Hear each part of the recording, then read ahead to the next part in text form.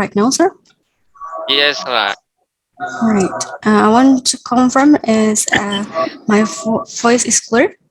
Can everyone hear my voice Uh, clearly? please mute off the another speaker. Siapa hostnya Kang Lino? Tolong di mute. Nabila will be to start.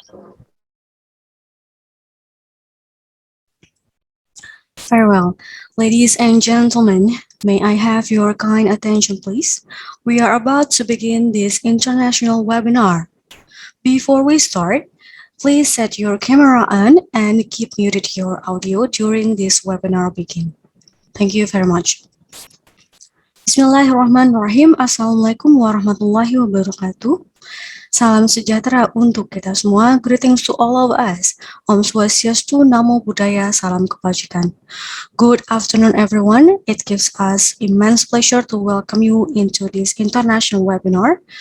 Let me introduce myself first. My name is Nabila Haza, and it is a wonderful and precious chance for me to be your moderator of this international webinar on Saturday, 13th of November 2021. It is also our privilege to have you all with us today.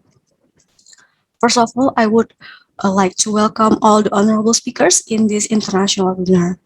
The Honorable Director of Uniska, Prof. Dr. Ali Mashan Musa, MSE, the Honorable Associate Prof. Tuku Reza, as the founder and the CEO of the ASEAN Leisure Community, the Honorable Professor Dr. Muhammad Shamin from Aligarh Muslim University, India, the Honorable Dr. Kanrawe Wichaipa from the University of Srinagar, Wirat, Thailand, the Honorable Mr.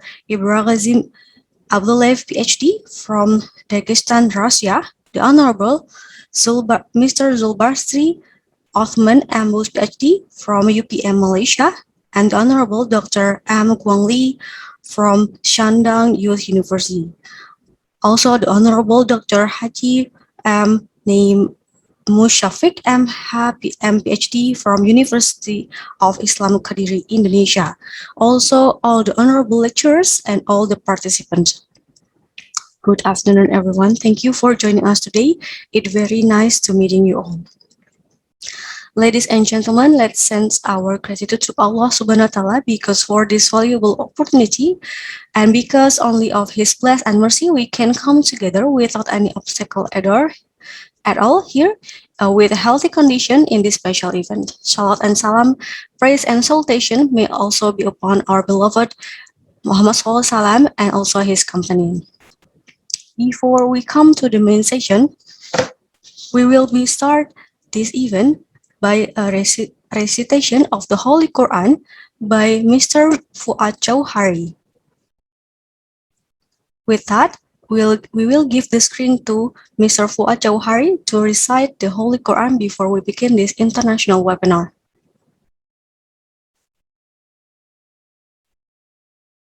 Mr. Fuad Jauhari, are you with us?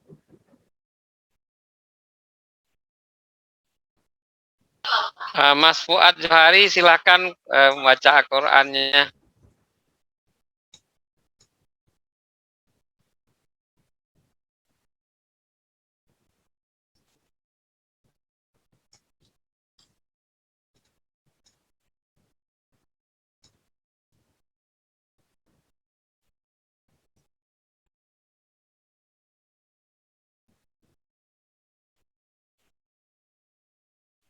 Is Mr. Fuad Jauhari with us?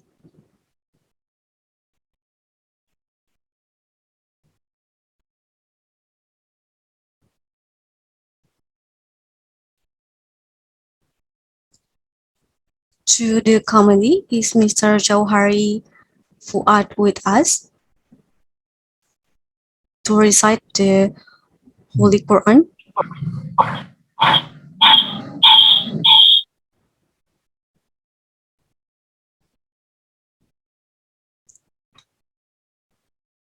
Yeah, Mr. My Fuad hand Johari up. will be to start just now. Very well.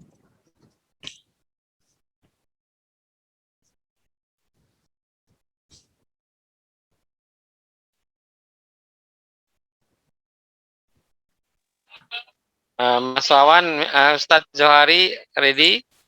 Yeah, ready at moment.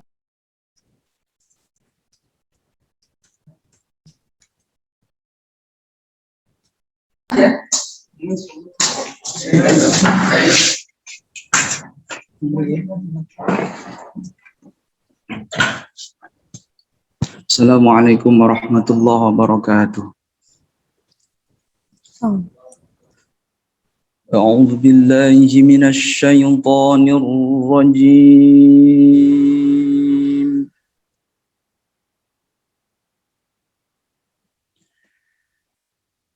بسم الله الرحمن الرحيم.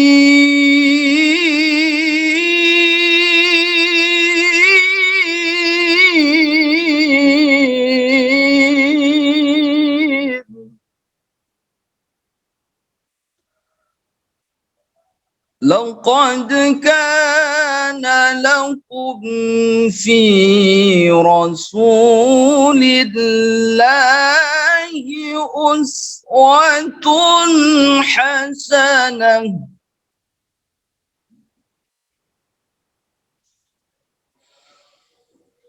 لقد كان لكم في رسول الله أسوة حسنة لمن كان يرجو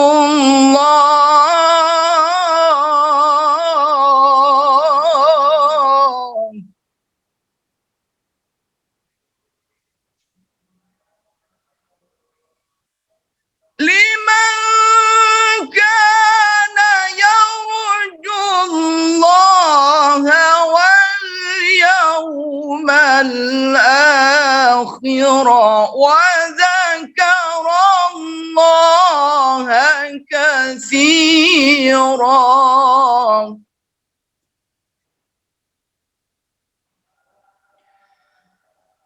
بسم الله الرحمن الرحيم.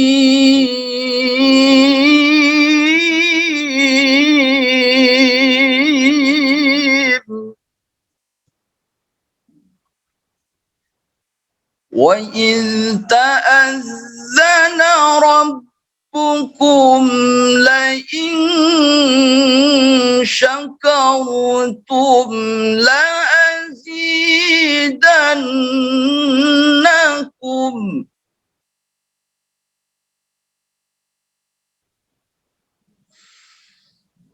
لئن شكرتم لأزيدنكم ولئن كفرتم إن عذابي لشديد.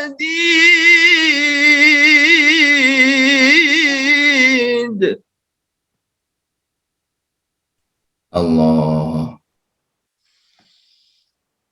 لئن شكرتم لأزيدنكم ولئن كفرتم إن عذابي لشديد. ولئن كفرتم إن عذابي لشديد.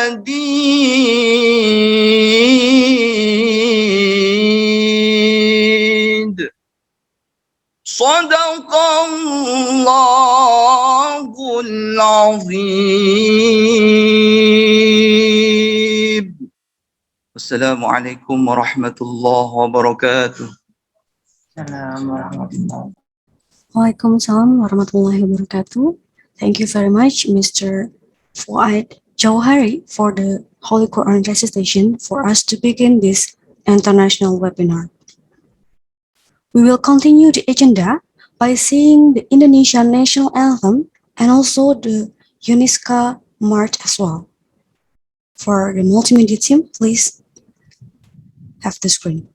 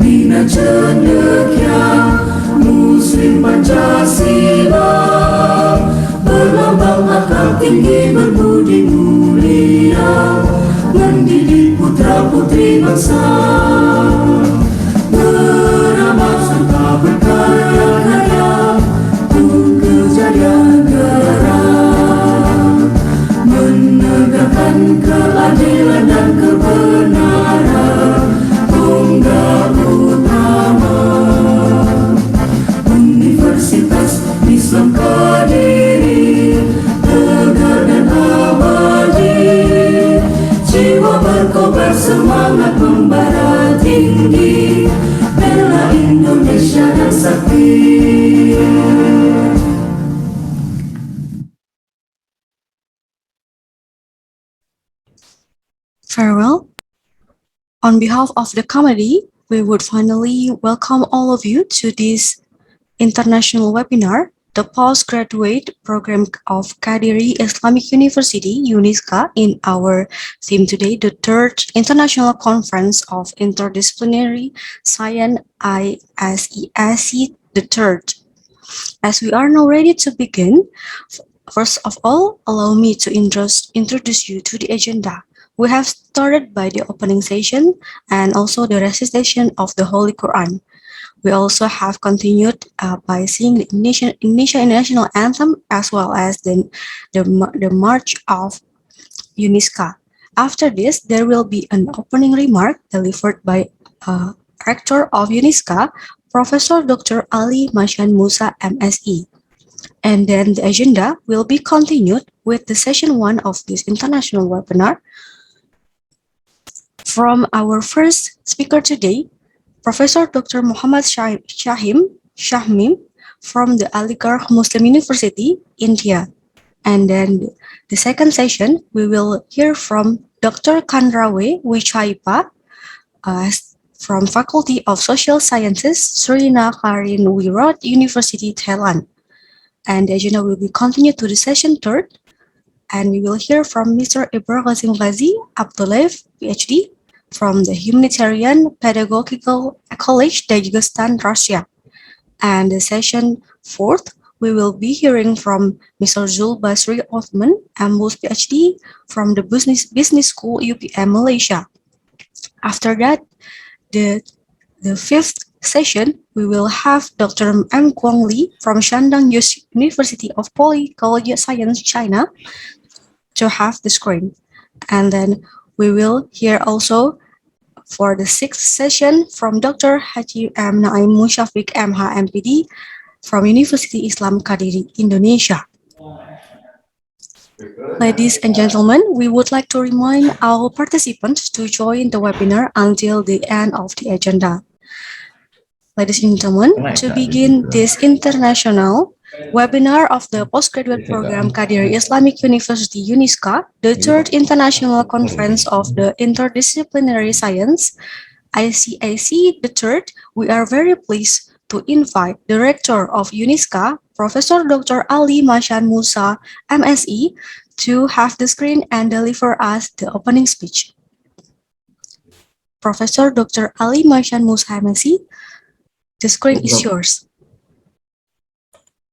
Assalamualaikum warahmatullahi wabarakatuh. Wassalamualaikum warahmatullahi wabarakatuh. Alhamdulillah. Wassalatu wassalamu ala Rasulillah wa alihi wa ashabihi wa ma'al amma ba'd. Your Excellency, Dr. Guang Li from Shandong University, China, Ibrahim Ghazi Abdullayev, PhD from Russia, Bapak Zul Basri Osman, PhD from UPM, Malaysia, Your Excellency Kanrawi Uchaiba from Thailand, and Prof. Muhammad Shamin Alikar from Alikar University, India, of course, Director of Pasca Sarjana, Associate Professor Dr. Insur Abu Talha MM, and my close friend Dr. Naim Musyafiq, and my close friend, the best friend, Associate Professor Tengkuraz Syahria Riza. Yeah. You honorable all participants and all audience. First and all praises may be to Allah Subhanahu wa Ta'ala, and my blessing of Allah Subhanahu wa Ta'ala be upon Prophet Muhammad Sallallahu Alaihi Wasallam and his family, his company, and for us as his followers. Amin, Allahumma amin. And then, happy participant, as a rector of Uniska Kadiri, we are grateful and comfort that has been being given Allah Subhanahu wa Ta'ala for us for this webinar, yeah, entitled Human Capital, Good Governance in Business and Public Service for Future Organization. Therefore, we hope it's more alive than mainstream success, because we know the year is suffering, but we could find a silver lining in the dark clouds. Amin, Allahumma amin. And according to university right now, this webinar will give us the critical knowledge, because we ought to avoid naïve knowledge and interpretive knowledge. Inshallah, amin, Allahumma amin. Heavy audience and participant, knowledgeable at this present time, university condition extremely poor with COVID-19. So we must always patient and will be patient. Yeah. menurut yang kita pernah dengar hari ini, memang kondisinya cukup menyedihkan. Beberapa survei, research, ya, for example, Harvard University tentang burnout. Burnout itu adalah tired physically and psychically. Bahwa right now umumnya orang 80%, 5% merasakan tidak well-being dalam kondisi burnout. Tetapi menurut beberapa penelitian yang sukses dalam era pandemi ini, not the most strongest of the species, nor the most intelligent of people, but they are the most adaptable of the change. Based on explanation above, in economic area, it is the same case. There are competitive advantages seriously because all of businessmen or economic men usually the follower of Adam Smith, pasar bebas. Happy participant usually an important activity up to now is less paid by people who concerned in economy. Happy participant and audience, furthermore, don't easily believe in only with rational choice. Final decision Allah Subhanahu wa Ta'ala.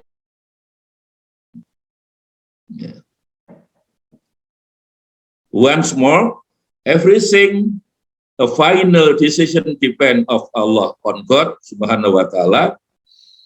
And by looking the fact, and according to Management for All, as we read several books, we ought to know, first, agile thinking. Second, collaboration. And the third, adopting diversity. Happy audience, generally, one of the biggest problem is discussion about human capital and public service is human becoming. Yeah. That very clearly, if we will be allowed to feel well-being, let's we talk about this webinar about human becoming seriously. And of course, we talk about human being related with economic, business, and public service, but a little. The last, our audience and participant, I'd like to say, Bismillahirrahmanirrahim, I as a rector Uniska officially declare this webinar open, entitled Human Capital, Good Governance in Business and Public Service for Future Organization.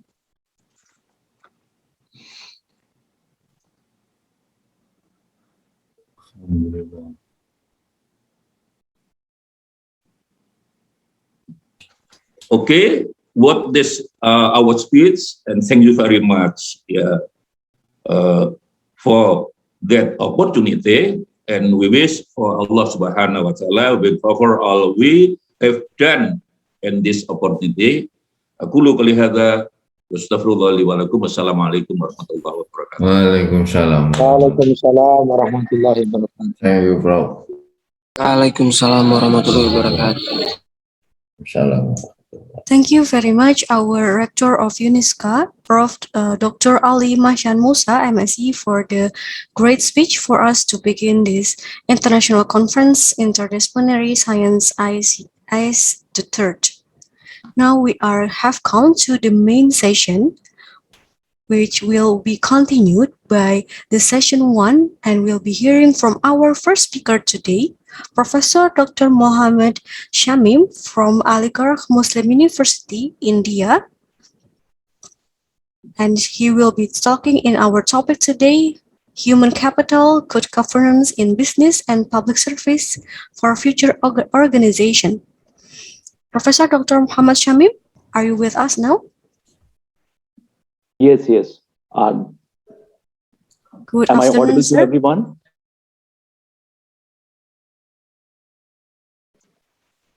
Am I audible to everyone? Yes, you are the co-host now. You can to share your screen. Okay. I'm just sharing. Your screen is very clear, sir. It's good. Okay. Now screen is clear to all of you? Very clear, very clear. Okay. So, Honorable Rector Uniska, all the organizers of this international webinar, learned faculty members, lecturers, participants from all around the world, including Malaysia, China, Russia, Indonesia, and other countries. Assalamu alaikum wa rahmatullahi wa barakatuh. May peace, mercy, and blessing of Allah subhanahu wa ta'ala be upon you all. At the very outset, I would like to thank to the organizer for including me or making me the speaker in this one of the very valuable international conference on human capital, good governance in business and public service for future organization. And you can see this is the picture of my university. It was established as a college in 1875 by Sir Syed Ahmad Khan. And this is the old building and one of the historical university, one of the high rated central university of the country. This is called Aligarh Muslim University. And I am working as a professor in Department of Commerce. My area is corporate finance. So I have decided to select the topic. You can see the topic is the study of human capital development and maximizing the value of shareholders, obviously by having good corporate governance. So this is the topic. So before starting the topic, the very basic concept of human capital. See, whenever, am I audible now? That's right. Okay, audible. Okay. See, whenever production or any corporation is working or production activity is going on, we have plenty of resources to use like man, material, money, method, machine, etc. And among all the resources, human factor is the most important one. Why do we call it capital? Earlier, the term capital was not used conventionally with human factor. Capital was used only in terms of finance, but nowadays, in recent times, the word capital is used with human. The reason being, it is human factor, which is actually managing rest of the resources. If human factor is well motivated, well trained, proper training is given, well educated, motivated, then obviously it will manage rest of the resources and our corporate governance will be better. And ultimately it will lead to maximization of the return or profit to the corporation or to the company. And that's why the term human capital is used. It means the more amount company is spending on development of human factor, it will work as an investment. It will work as an investment. And that's why human capital, when we talk about human capital, it means entire spending of the company on human factor, entire spending of the company on its human factor. With respect to their health, it means the working condition should be very fair, a healthy environment should be provided, and more training or education should be given to the human factor of the corporation and their soft skills, their personalities, and obviously the salary package, etc., should be very good. It should be reasonable. Then only you can expect good performance from the company. You can expect loyalty of the employees towards the company. They will use their best brain. Ultimately, human factor is called Ashraful Makhluqat. Ashraful Makhluqat. The best thing, the best creation of Allah subhanahu wa ta'ala is human factor in this world. And that's why if human factor is provided good environment, is properly trained, is taken care of, then obviously it will lead to achieve the very efficient governance for any organization, whether it is government organization, it is private organization or international organization. Actually, human factor will apply his brain, will apply his skill, intelligence, hard work, sincerity, dedication, commitment. If all these things are employed by human factor, it will lead to good corporate governance. And ultimately, wherever good corporate governance is existing, the benefit is obvious. Lots of benefits will be there. You can see these are some of the companies. Every year, such kind of list is published by some of the international agencies. These are the companies who are called most attractive employer of the world.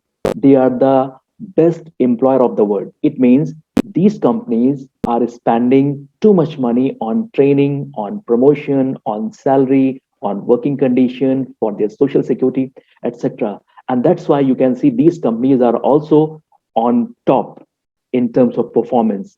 Why on top in terms of performance? Because they have been why they are on the top, because these organizations have got good governance due to human factor. And why human factor? There are so many other organizations where human factor is there, but the organization is suffering from losses. The reason being the human factor has not been taken care of. They have been not treated properly. Exploitation has been done to them. And that's why their sincerity, commitment, their wholehearted effort, sincerity is not towards the corporation in which they are working. You can see all these companies are on the top. These are world renowned companies. And why they are most renowned company? They are the best employer of the world. It means if somebody gets the opportunity to work in this company, in these companies, then they will not switch over. The reason being the company is paying them very high salary, giving very good condition. And time to time, with the passage of time, things are changing. So these companies are providing training facility to upgrade the human force or human factor of the organization. And when we talk about corporate governance, once human factor is treated nicely, effectively, efficiently, then when we talk about corporate governance, it means we are talking about the board of directors, different committees which are employed in the company to look into the affair of the organization. We have got some regulatory framework, rules, regulations, manuals within which everyone has to work. We have got organizational hierarchy, where on the top you will find CEO of the companies, then we will find managing directors, then we have departmental managers, then we have supervisors, then we have workers. So all these things are properly managed in case of organizational hierarchy. Roles, responsibilities, duties, functions clearly defined and explained. So everyone is a stick to their responsibility, and they are performing just like in a very systematic manner, just like part of the machine. And all these employees should be in right direction, and that's why they have internal control system. Time to time they are monitored. If their performance is deviated, then those deviations are corrected, those deviations are controlled. And whatever they are performing, they have accountability. All the managerial people have accountability and responsibility. If they are given accountability and if they are given responsibility and authority, they are accountable for that. And there is total transparency. The way they are performing, it is transparent. If somebody is performing very well, it is very transparent, and accordingly they are promoted. If somebody is not performing, then accordingly they will not be promoted. So companies have policies and procedures, and all these things have to move towards attainment of the vision of the company, mission of the company, objectives and goals of the company.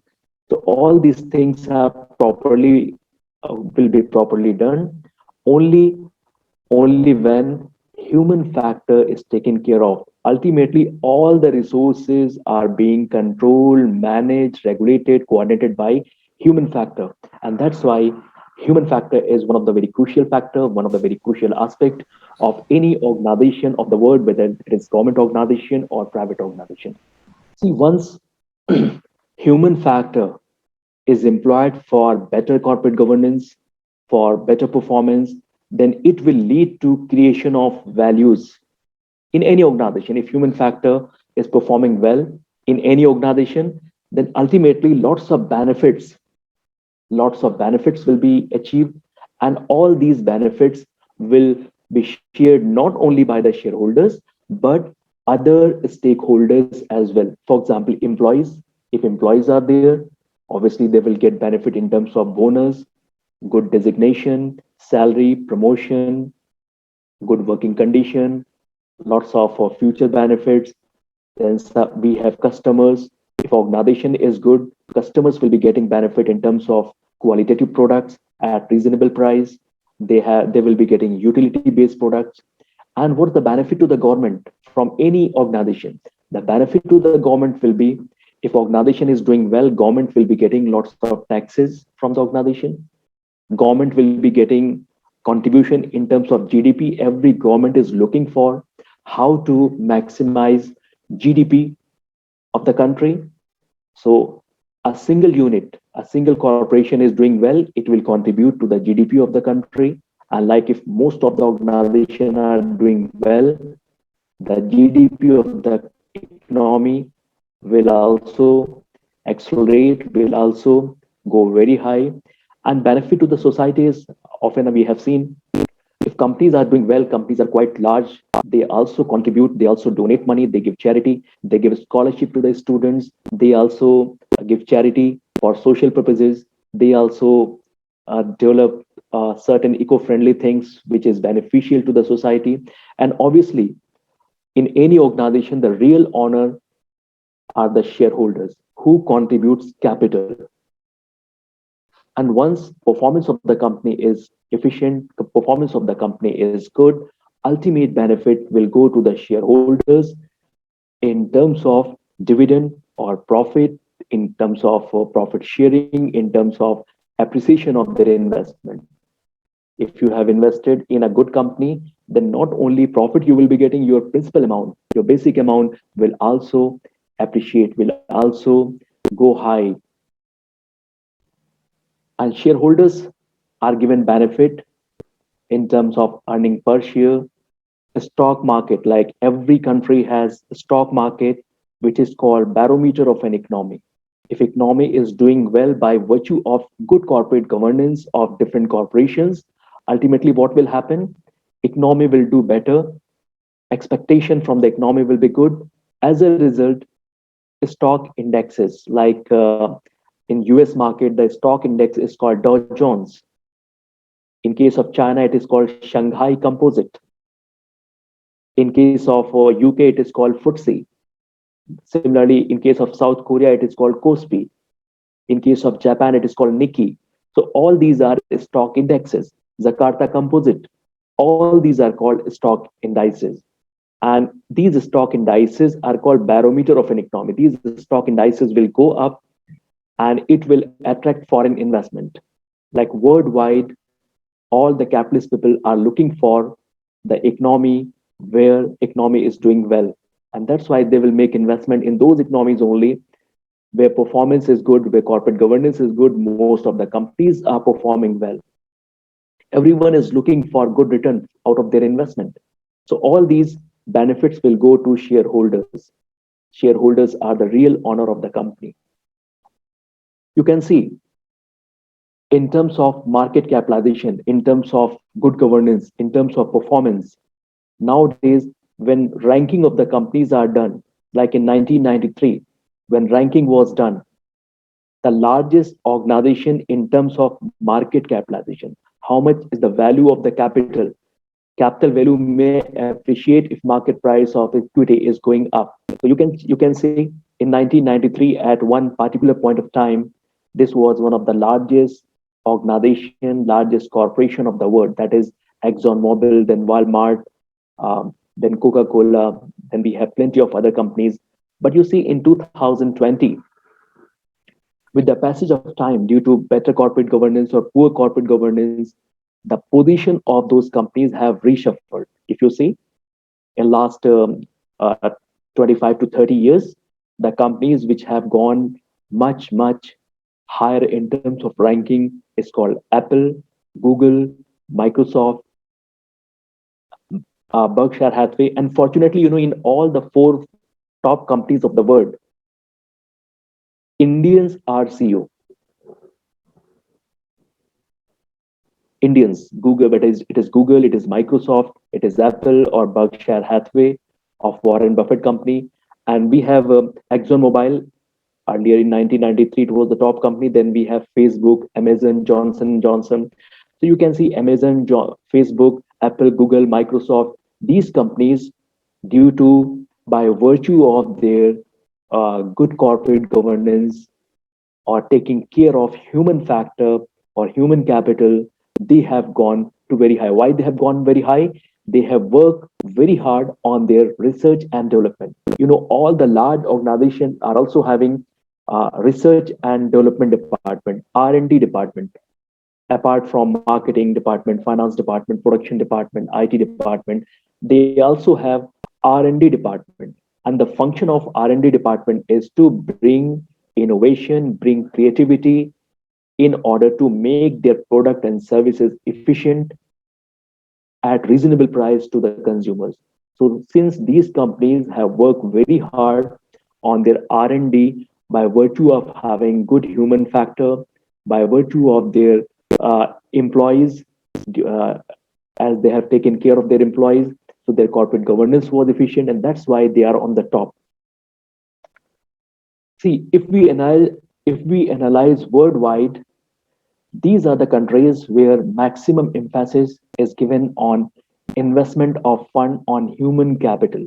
So you will find Taiwan, Japan, USA, other European countries giving a lot of emphasis on human capital. When we talk about our future organization, because your conference, your webinar is on future organization, how human capital will contribute for corporate governance in future organization, then these economies should learn a lesson, whether it is India or Indonesia or Philippines or Thailand or China or Malaysia, that why why some of the countries were on the top. If you see 60 70 years back,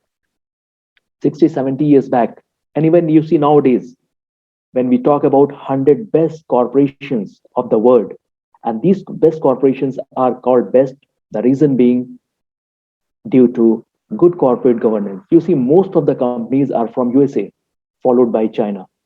Today, if you analyze top 100 companies of the world, you will find most of the approximately, I think, 35 to 40% corporations are from USA, followed by China. And you can say in India, there are only two companies which are included in the top 100, and Australia has one, Saudi Arabia has one.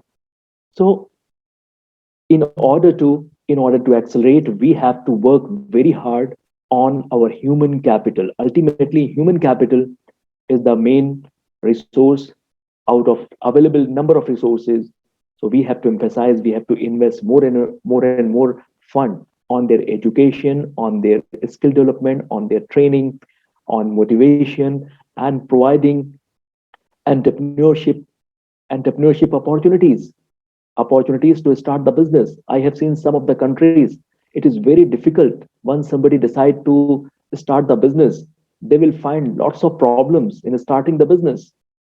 And on the other hand, there are countries where if you have got a good idea in your mind to start the business, you just start and things will be very easy. So in terms of ease of doing business, this kind of index is also published by international agencies, where like Hong Kong, Singapore are the countries where starting business is very easy. On the other hand, in some of the countries like India, take the example of India, it is not among top 50 countries of the world in terms of ease of doing business. And these are most admired companies. You can see all these companies are popular worldwide. Why? Corporate governance has been tremendous. Governance has been fantastic, and lots of investment has been done on human capital. And that's why these economies, these countries have done well worldwide. If you analyze 50, 60 years back, then, or like I have just got the information that in 1889, almost 140 years back, 42 years back, 142 years back, UK was the largest economy of the world. But if you see 50 years back, only few countries were dominating or ruling the world. Few countries were ruling the world, like USA, UK, France, Italy, Germany, these economies. And in the past, these economies have done well. And that's why these economies were dominating economies of the world. And these economies were so big, these economies were so efficient that they were ready to cater the need of rest of the world. I'm talking 50, 60 years back. Why America was superpower and still it is superpower? The reason being because of lots of R&D, lots of investment on their human factor or research and development department, due to their defense industry, chemical industry, automobile industry. And that's why USA was ruling in the world. And there was no comparison of United States of America in terms of investment in human, investment in research and development, or investment in human capital. I have seen, take the example of IBM, take the example of Microsoft. More than 30% their top level employees are Indians. So because of huge capital, huge investment in their human factor, USA has been ruling for last so many years. But you know, one alternate came in the beginning of 70s. Japan emerged. Japanese economy emerged as a good economy, efficient economy, due to their good corporate governance, due to huge investment in their human factor.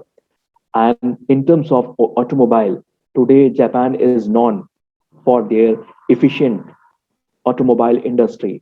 And there is no comparison of the Japanese automobile industry worldwide. Take the example of Toyota, take the example of Suzuki, Mitsubishi, Honda, etc. These companies, these are ruling in the world. Like even in India, the largest share is owned by Suzuki. Suzuki has the largest market share in terms of automobile industry, followed by Korean, that is Hyundai. And not only automobile industry, but in terms of technology, Japan has proved that they are much better as compared to USA, UK, France, Italy, Germany.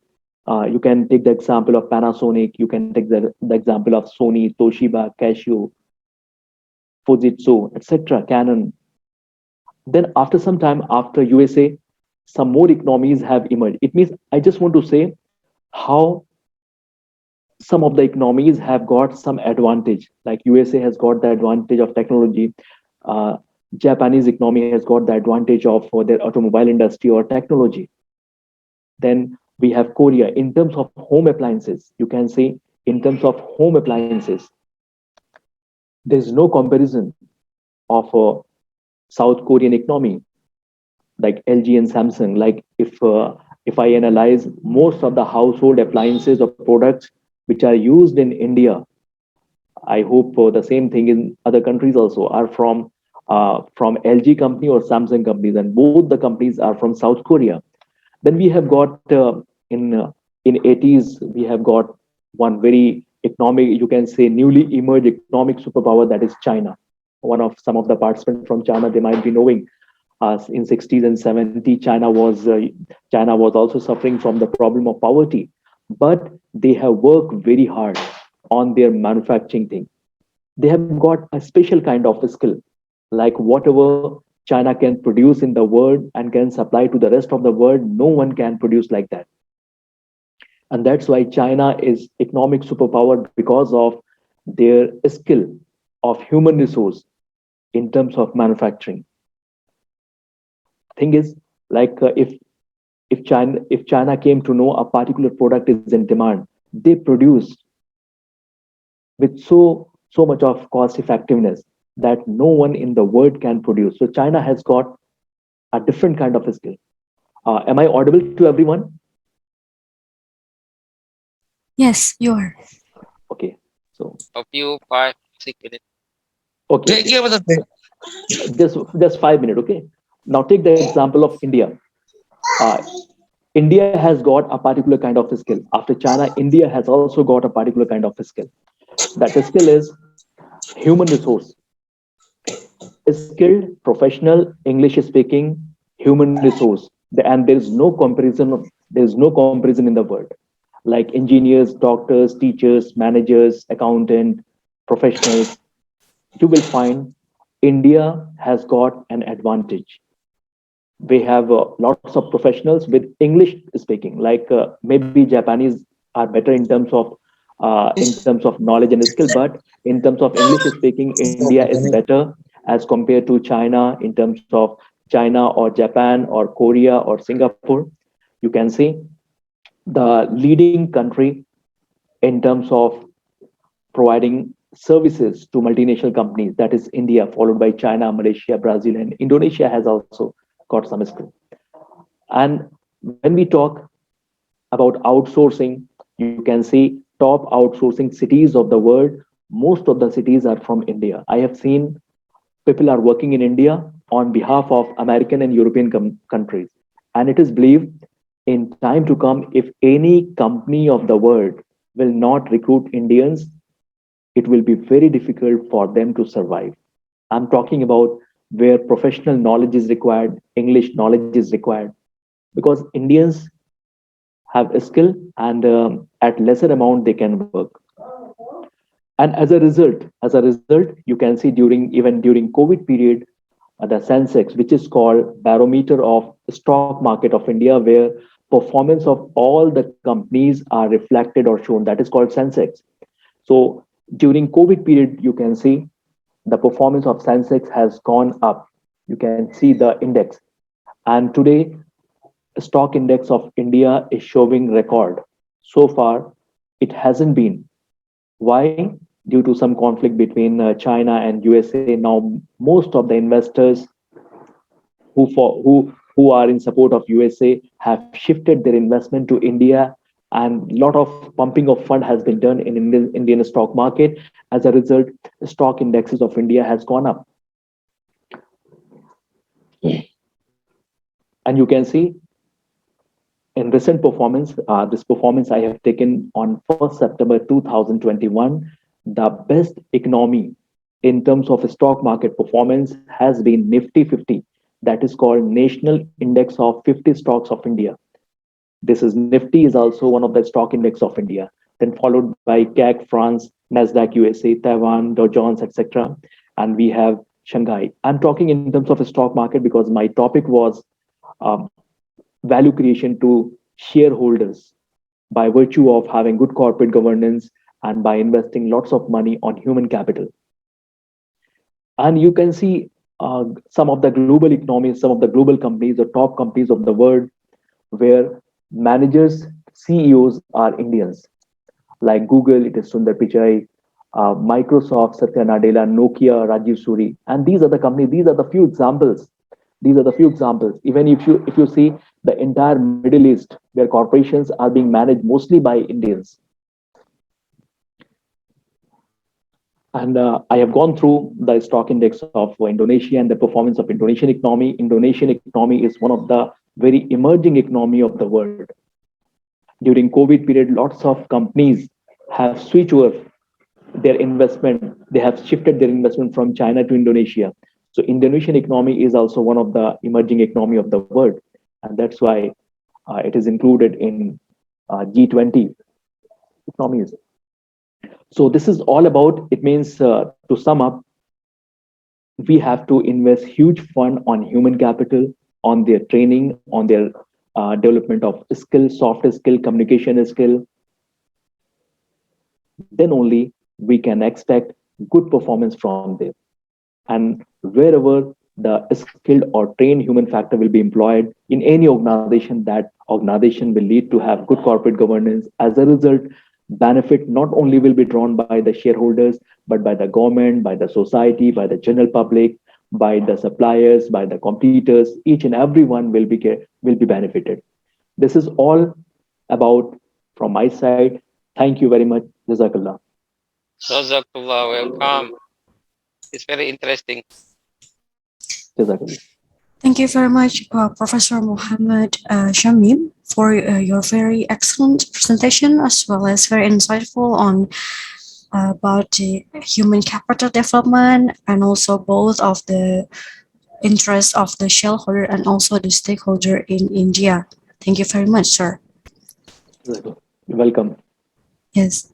Now, as we have informed you previously, we will straight to continue the agenda and hear from our second speaker today is Dr. Kanrawe Wichaipa from the Faculty of Social Sciences Srina Harinwirat University, Thailand. Dr. Kanrawe Wichaipa, good afternoon. Good afternoon. Can I share screen? All right. Okay. Yes, pardon me to inform that all of our speakers today will have 20 to 25 minutes to share the materials with us today. Okay, thank you. Good evening, good afternoon, everyone. I'm Gabi from University. สวัสดีครับครับ สวัสดีค่ะสวัสดีค่ะ สวัสดีครับโอเค I'm Gabi Wichaipa from Srina University in Thailand. First of all, thank you all for coming here today. As you know, today I am going to talk to you about challenges in human capital development in disaster prevention and mitigation in Thailand.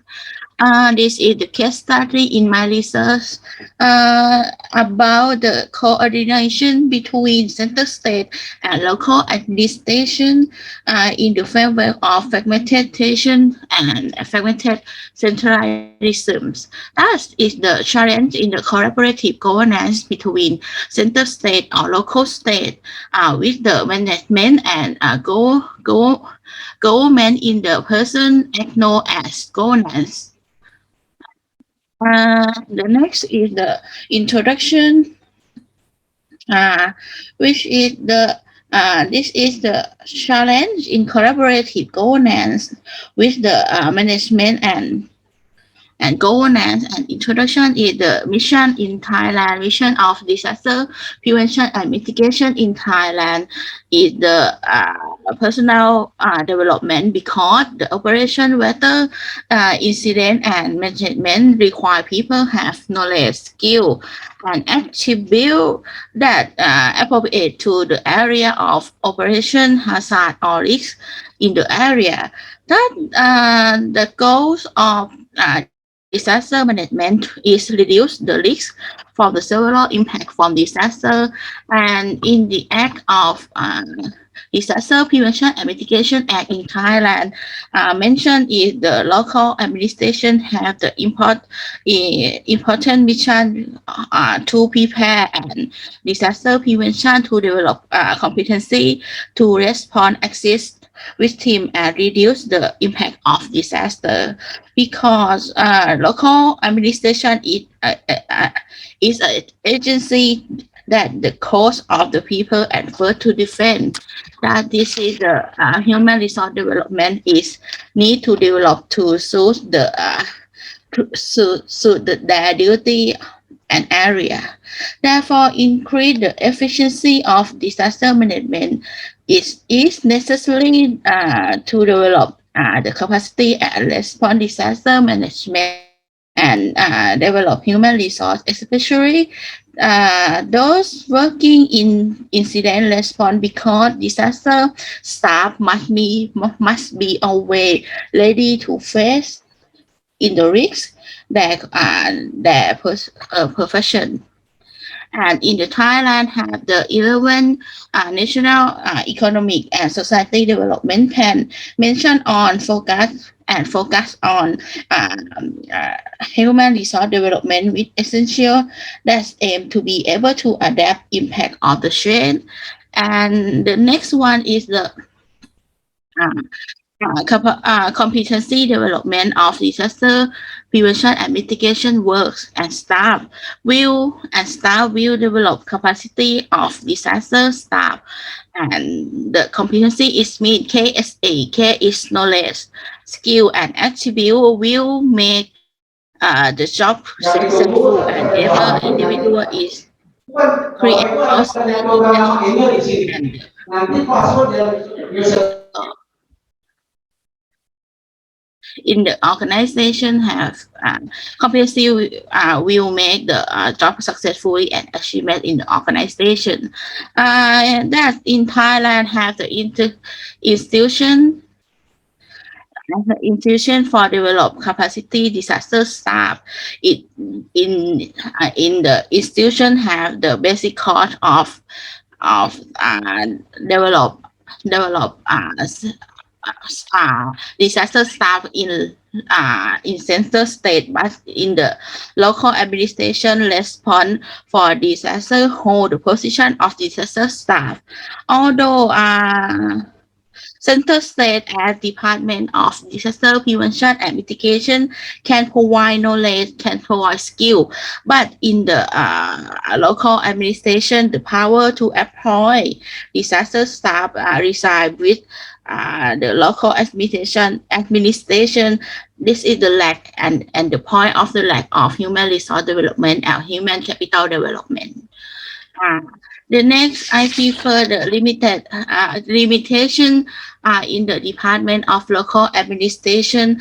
I have the 2 and 3 points. The first is the position of civil servant in the local youth empower organization, and the second is the budget of human resource development, human capital development in the disaster staff is limited because the local administration have many missions for they can provide staff in the local to develop in the center state. And the third is disconnect of local administration and institution of disaster capacity development. It doesn't respond to the need of disaster staff. The next one is the main point of my study is the challenge in the human capital development with competency system for disaster prevention and mitigation in local administration.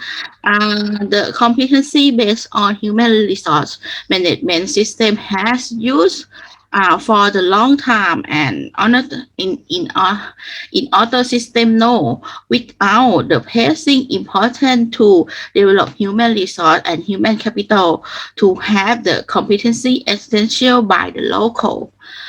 This is the diagram. This is the diagram.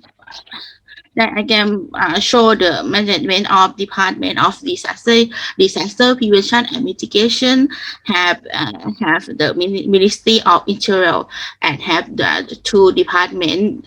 First, Department of Disaster Prevention and Mitigation have the mission to exhibit the policy and in the human resource development, human capital development is the institution for disaster management capacity development. And the second department is the local administration have a framework in human resource management, and in the area have the disaster prevention and mitigation mission. This is the picture, the diagram to show the dot in the picture. This is the lack of communicate, lack of collaborative, and lack of the coordination, because this is the fragmentation, because the department have dimension and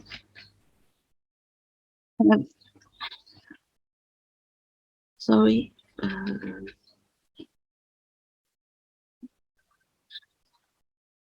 Sorry.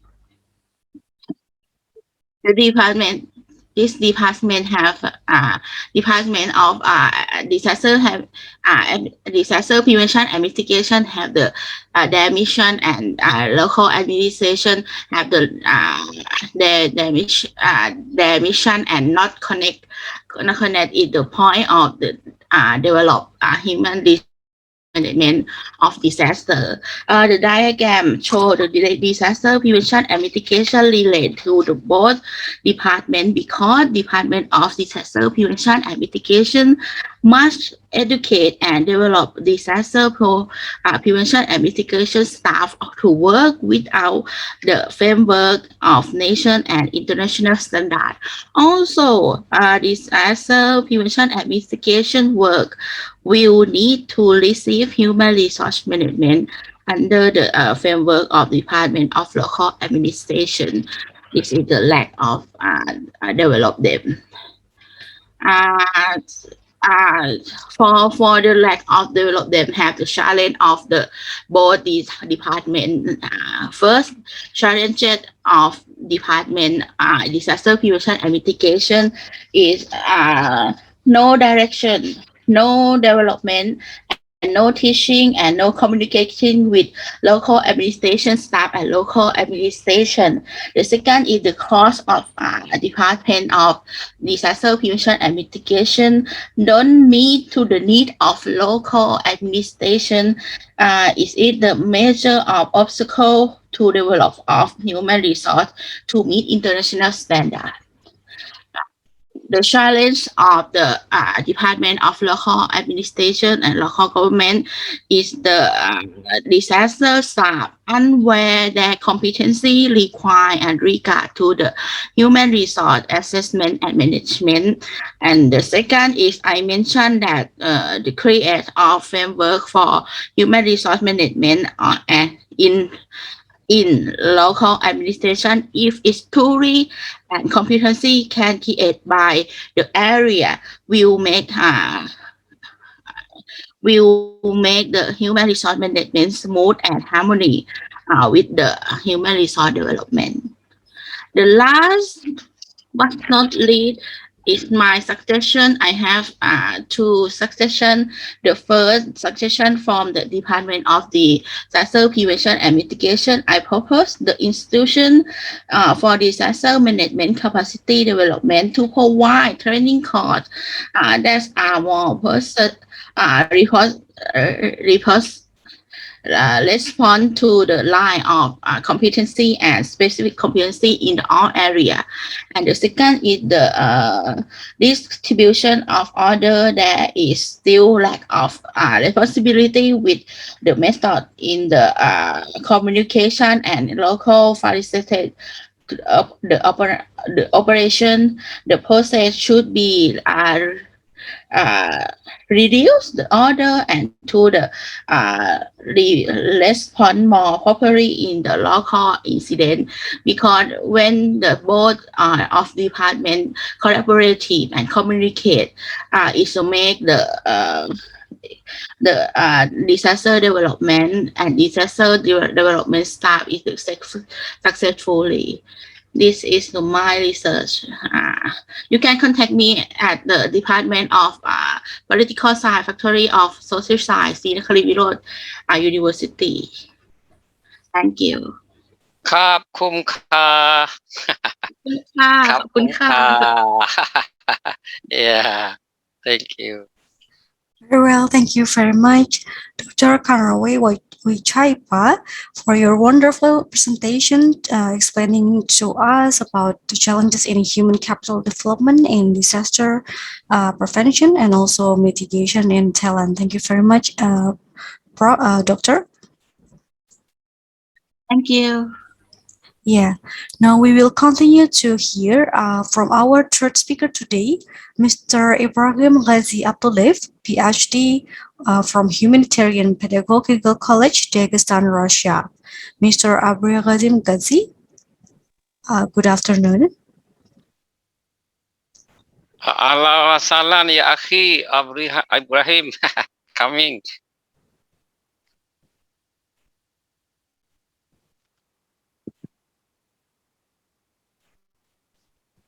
Mr. Abrigazim Ghazi, are you with us now?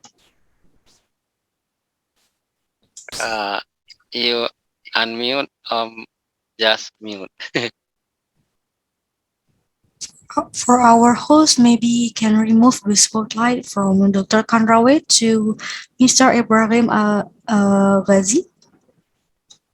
Hello, Mr. Ibrahim. How are you in Russia? Now you are to the talk your presentation. Kang Linov, apakah tadi saya lihat sudah ada nama Brother Ibrahim Abdullah dari Rusia. Sudah, Prof. Dia punya sound apa masih mute atau macam mana? Sudah jadi co-host. Ya, but no his sound masih mute atau sudah dia guna? Yes. Oke, suaranya sudah terdengar. Waalaikumsalam warahmatullahi wabarakatuh. Yes. Very good afternoon. Maybe in some places even evening. From here, from Russia, from Pakistan. I'm very happy, very glad to meet and to greet all of you. MashaAllah, I'm glad to see some of my friends, and I'm equally glad to meet new colleagues and friends from different parts of the world. MashaAllah, this is a great opportunity to learn from each other, to share each other's experiences. And I would like to thank the organizer, Dr. Reza, for hosting such an important webinar and for bringing people together. So just like the Nokia has its motto, connecting people. So Reza, he's also connecting people's minds and people's hearts together from different parts of the world, which is very lovely, very lovely, and very important, especially nowadays when we are reduced to online presence and online meetings. My topic of presentation is about human values. How is my voice, my picture? Is everything okay? Yes, everything is clear. Okay, then let me share my screen. You can share by yourself, or my staff can help you, Kang Indah.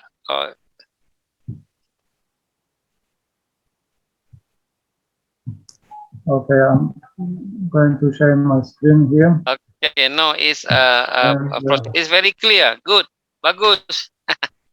Okay.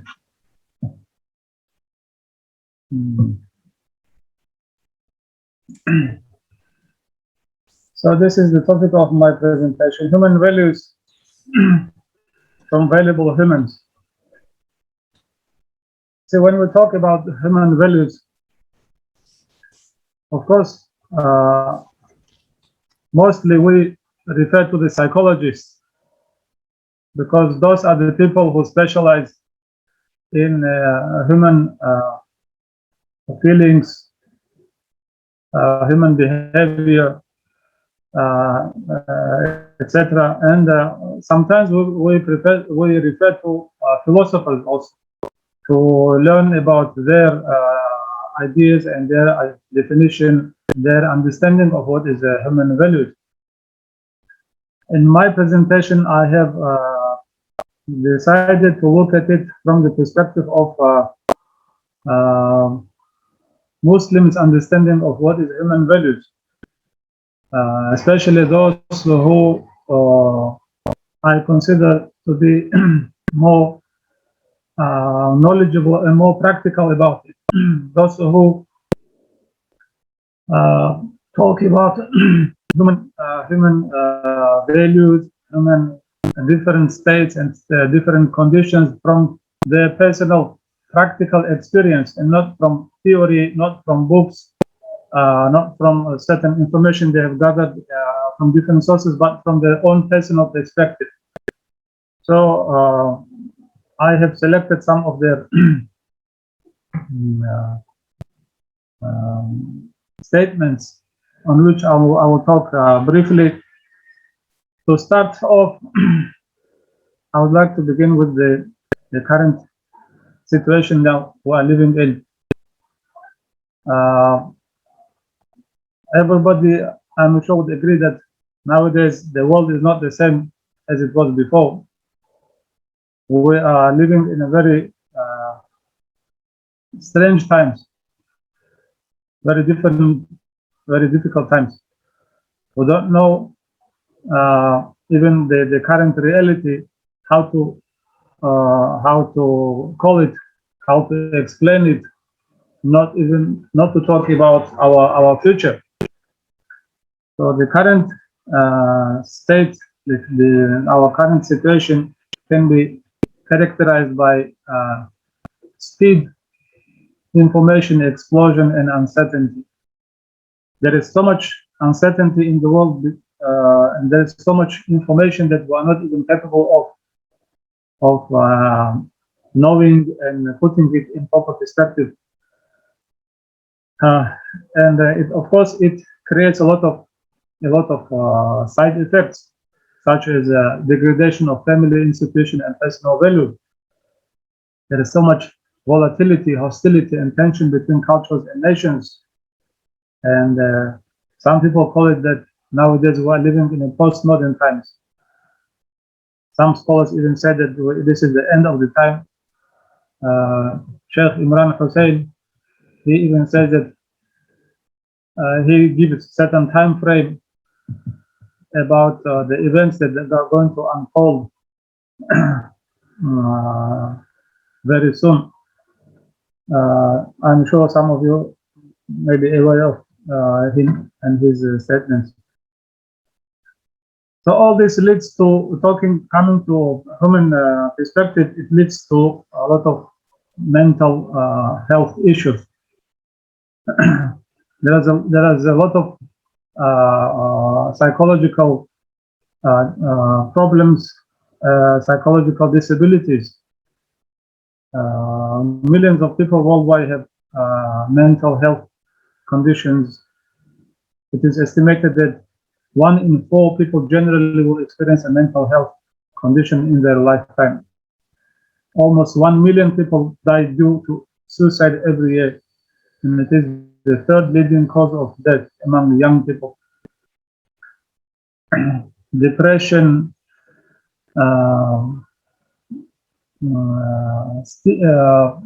psychological disabilities often face stigma and discrimination, as well as experience high levels of physical and sexual abuse, which can occur among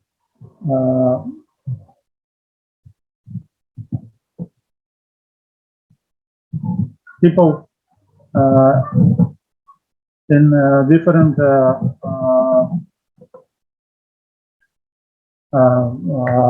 different forms and in different outcome.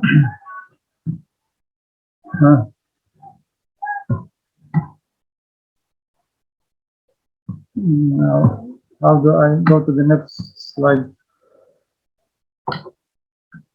Yes.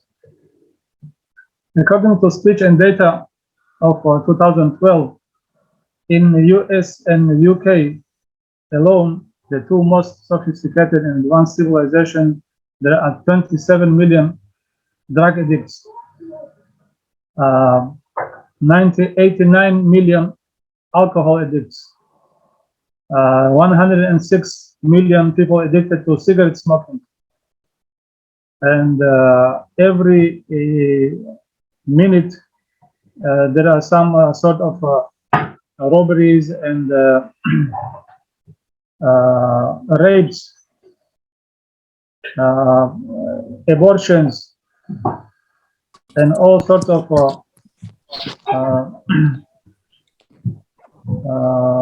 behavior that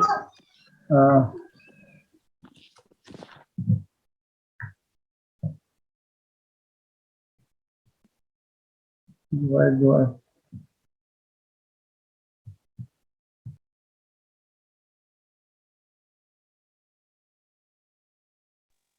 Kang Indah boleh support kalau Ibrahim ada masalah. Oke, good. Fine.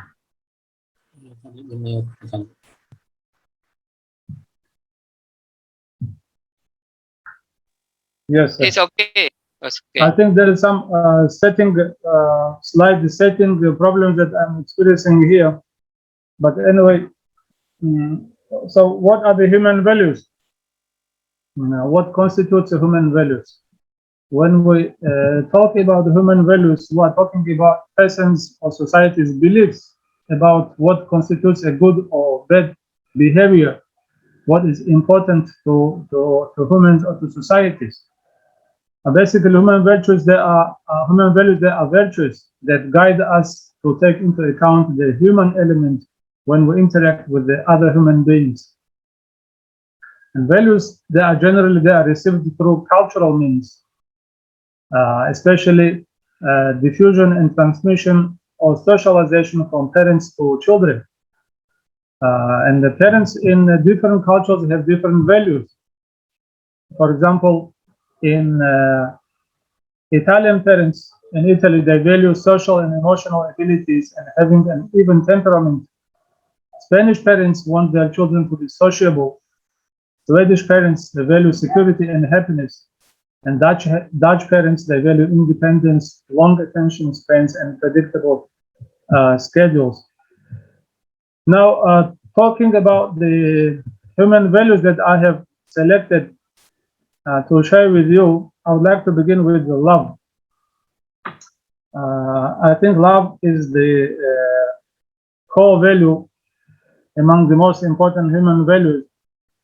And here are some of the statements made by leading Muslim scholars that I would like to share with you.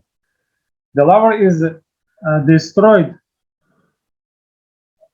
Well, again, I think there is an issue of setting here. The lover is destroyed if he is silent. Love makes one speak, shame on the opposite silences him, and fear makes him uneasy. This is a statement from Dhunul al-Misri. Another statement is by Yahya bin Mu'adh. One who claims to love God is a liar as long as he disregards his limits. So say, there are many people who claim that they love God, but when it comes to the limits of God, to maintaining the limits of God, they disregard it. So here we can say that his love of God is questionable. The inner reality of love means that it will not decrease when one experiences hardships, nor will it increase when one is shown kindness. So if you really love, then your love should be the same even if you experience hardships or even if you shown kindness. So your love should not be changing. It should be the same. He who loves to meet God, God will love to meet him.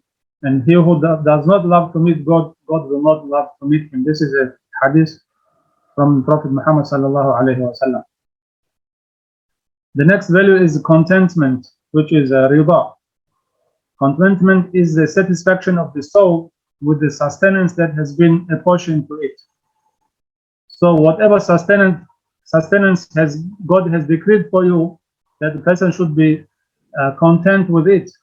So this is the understanding of contentment by Muhammad Ali at-Tirmidhi. The intelligent one is he who arranges the concerns of the world with contentment and at a slow pace. The concerns of religion with greed and haste, and the concerns of religion with knowledge and striving, which means normally when we talk about our worldly affairs and our religious obligations, even if there is a time of salat, prayer, we prefer to finish our work that is almost to be finished, and we delay our prayers. But here, Abu Bakr al-Maraghi, he says that the intelligent one, he will arrange the concerns of the world with contentment at a slow pace, that he will not be so much in a haste or in a hurry, or whenever it concerns about worldly affairs, but he will be so much in a haste and greed when it comes to the affairs of his religion. So to give preference to religious affairs over the worldly matters. Tawakkal, trust in God. Trust in God is abandoning your personal stratagems and stripping off power and strength, for the servant is only capable of trust in God when he knows that God knows and sees all of his states. That means you give up all your personal planning, whatever your strategy or your what do you call this cunning strategy, whatever you had, and you rely totally on God, and let God guide you in your affairs. So this is tawakkal, according to Zunul al-Misri. Satisfaction. Satisfaction is not that you experience no trials. Satisfaction is only that you not object to the divine decree and the judgment. Satisfaction is the greatest gate of God and the paradise of this world. Patience, sabr, is drinking down bitterness without a frowning face. No matter whatever difficulties you have, that you should be taking it without frowning face, and you should be taking it with patience. The relations of patience to faith is like that of the head to the body. The same as the head is important to our body, in the same way the patience is also important to our faith. The patient ones will achieve high rank in both worlds because they attain from God His company. As God said in the Quran, verily God is with the patient ones.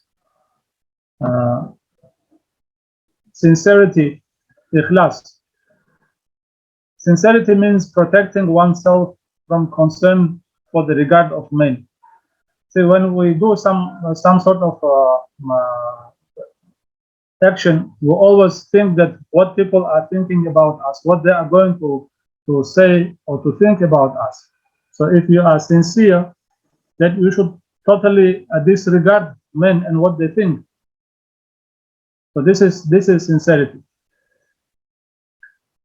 Sincerity, there is a hadith Qudsi in which God says sincerity is a secret taken from His secret, because God has placed it as a trust in the hearts of servants that He loves.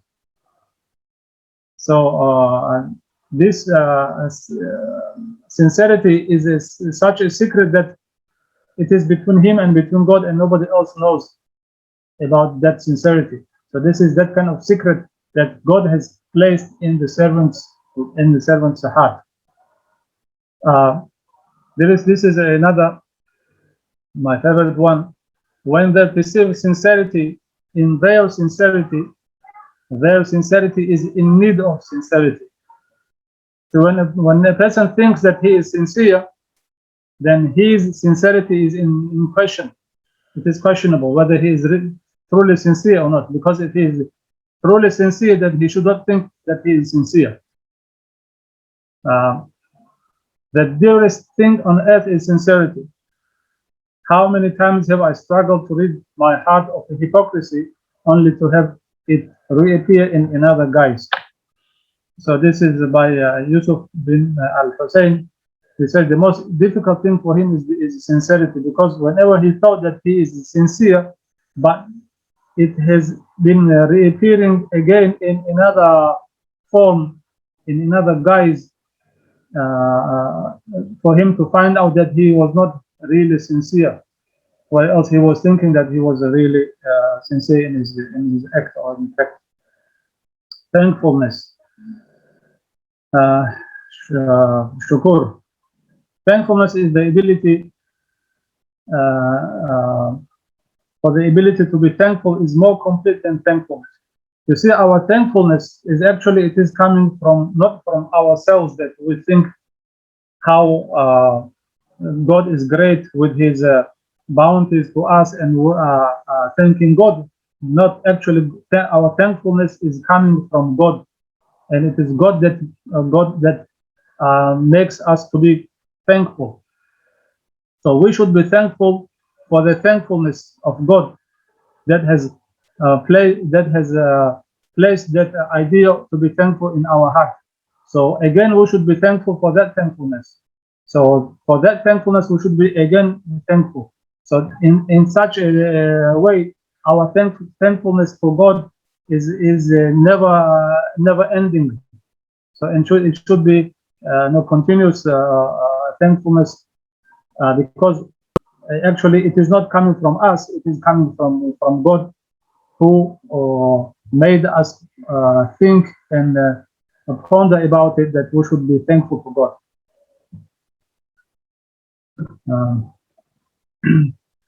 We say our state of affairs, the Muslim world, the reality of the Muslim world is that no matter how much we claim that we have the guidance, and we have the book, and we have the prophet, and we have the ulama, and we claim a lot of we make a lot of big statements for ourselves, but the reality is that most of the Islamic world is left behind in terms of development. A good number of Muslim countries are among the poorest in the world. Only a handful of Muslim countries are among the emerging economies. No Muslim country is included among the advanced countries. So why? What are the reasons for that? Even though we have the guidance from God and from Prophet Muhammad Sallallahu Alaihi Wasallam, and we have our alims to explain and to teach us and to guide us, but nevertheless, these are the realities of the Muslim world. There are different theories, explanations to this. But to me, it all goes down to our practice. Knowledge is knowledge, but our practice is different thing. Yes, we might have the best knowledge and the best tools or whatever we have, but when it comes to practice, when it comes to our struggle with ourselves, with our own ego, with our own nafs, I think this is the most difficult issue, and this is where the problem lies. Even though in the past Muslim physicians and philosophers such as Abu Bakr Muhammad ibn Zakaria al-Razi, Abu Zaid al-Balkhi, they acknowledge the reality of mental illness, and even they built hospitals. So the first mental hospitals were built by Muslim physicians, because they understood the problems and the realities of human life, and personal different conditions, and how it leads to his religious obligations. Because if you are not in a good mental state, you cannot perform your religious and your worldly obligations fully. So when Prophet Muhammad sallallahu alaihi wasallam, he was approached by his Sahaba, particularly here hadith about Wabisa. He was asked what is righteousness and what is sin. When Prophet Muhammad was asked about what is righteousness and what is sinful, Prophet Muhammad, he clenched his fist and stuck his chest, saying, "Consult your soul, consult your heart, O Wabisa. Righteousness is what reassures your soul and your heart, and sin is what wavers in your soul and puts tension in your chest, even if people approve it in their judgments again and again." So you see, the tool that we should use is not our judgment of other people's judgments, but it is our own heart, which decides what is rightful and what is sinful. So if you, in another hadith, Abu Ta'laba, when he asked about to advise him what is lawful and what is unlawful for him, he was asked, he was told that righteousness is serenity in your heart, peace of mind and peace of heart. Sin is not serene in the soul and not satisfying to the heart, even if the judge gives you approval. You see, the judge may have made what do you call this, in favor of you or somebody else, whatever decision the judge has made. But if you feel in your heart restlessness, you are not at peace in your heart, it means it is not right for you. So the indicator, the measure, the tool that we should use, what is rightful, what is sinful, what is righteousness, etc., is the organ in our heart, about which is also there are a lot of hadith and a lot of statements by ulama. So if our heart will feel peaceful and and the serenity in our heart, so that is more important to us than what the judge and other people they have make their judgments and their statements about. So with this, I would like to end my my presentation here. Thank you very much. I hope we have learned very something. interesting. Terima kasih, syukron, jazilan. Yeah. Thank you very much. Thank you. Okay. Yang from Master Ibrahim. Yes, thank you very much, Mr. Ibrahim Ghazi Abdullah, PhD, for your very interesting presentation in our topic today, human capital, good governance in business and public service for future organization. Now, without we are realizing it, we are now already have come to our fourth session of this international conference of interdisciplinary science, the third. And we are very pleased now to invite our fourth speaker today, Mr. Zul Basri Othman, both PhD from the Business School of UPM Malaysia, to have the screen and share with us the presentation today. Good afternoon, Mr. Zul Basri.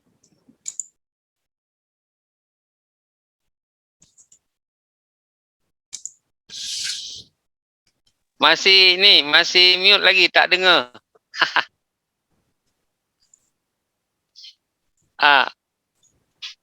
Masih mute, tak You dengar are lagi. still muted, sir. Please unmute yourself. No. You are still muted. Okay. All right. Can you hear? Yes, we can hear you now. Sorry. It's okay. I tried to share my.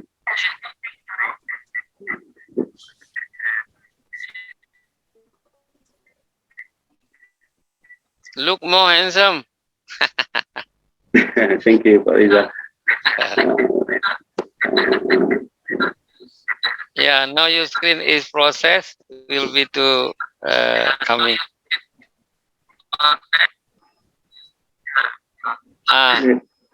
Very clear.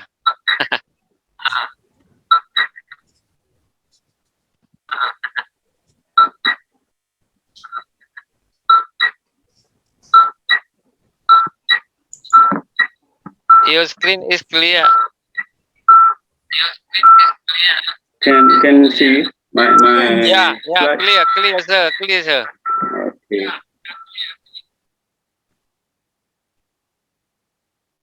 Background, right? Oh, yeah. Okay.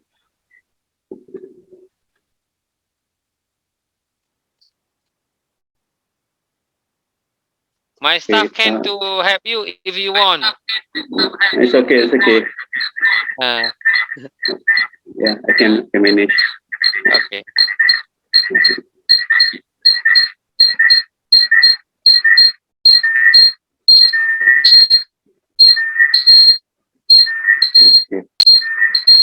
Okay, thank you very much to the organizer, to director and rector of University of Uniska. Okay. Okay. Today I like to share my research study regarding armor vehicles in Malaysia, production of armor vehicles. All right. My topic is the contribution of human capital in defense industry and the impact on innovation. Right. I like to go a bit fast because I want to share my study. This is my background. The Malaysian defense industry was established in 1970. The main contractor for build up armor vehicles is DRB Hacom. They also manufacture local car protons. Okay.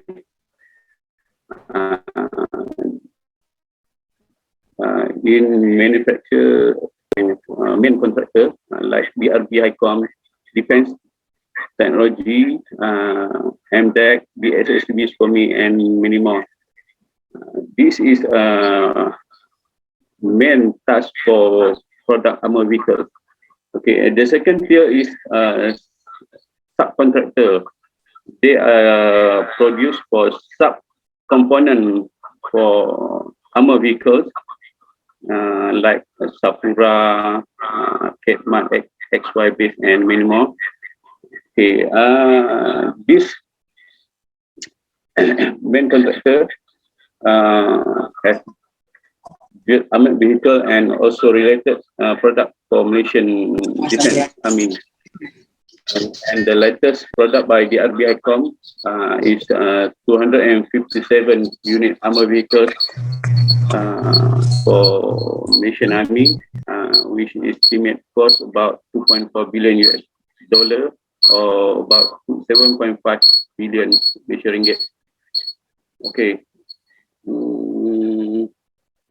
My research question is to know about how human capital investment has impact on productivity in local defense or local domestic company, and how they sustain for the economic growth. The intent of outcome from this paper is present data from domestic defense industry on the role of human capital in sustainable development of emerging economies such as Malaysia. As I don't want to define about human capital, just you can read from other sources. Okay, this is what I touched about in human capital defense, about tangible asset.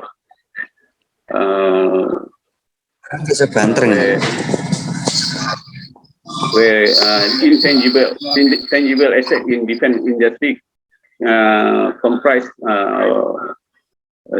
about three assets I can say here, like digitized information, R&D, and also economic competence.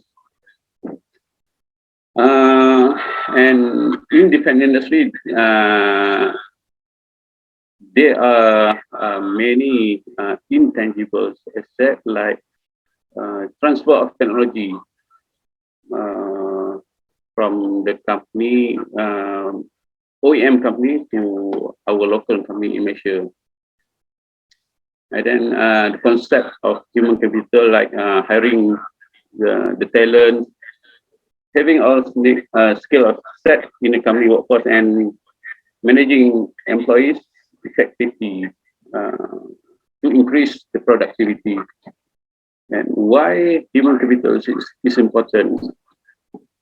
It's try to help people to ease to this problem. Like innovation, they try to help the organization to understand the difference between doing digital and being digital. Digital's mindset focus less on technology and more how being used. But more technology doesn't necessarily is the best answer. Okay.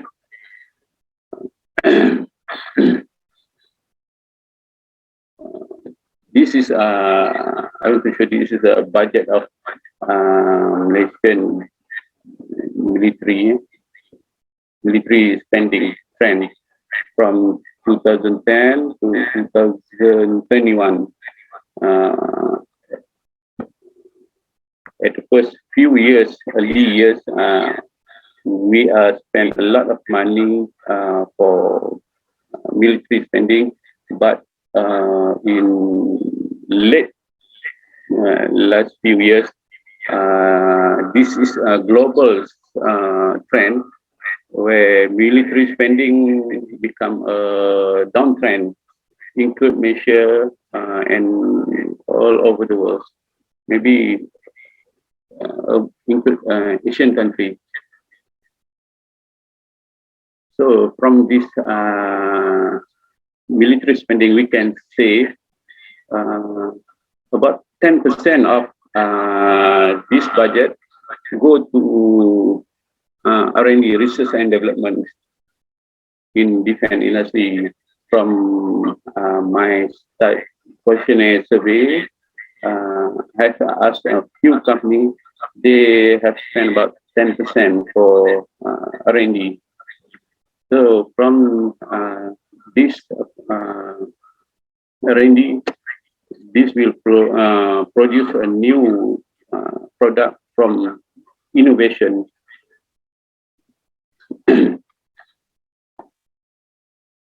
Okay, this is what is human capital independently, like as a key driver of knowledge and skill in innovation process, availability of skills process, inclusive labor and investing job on training.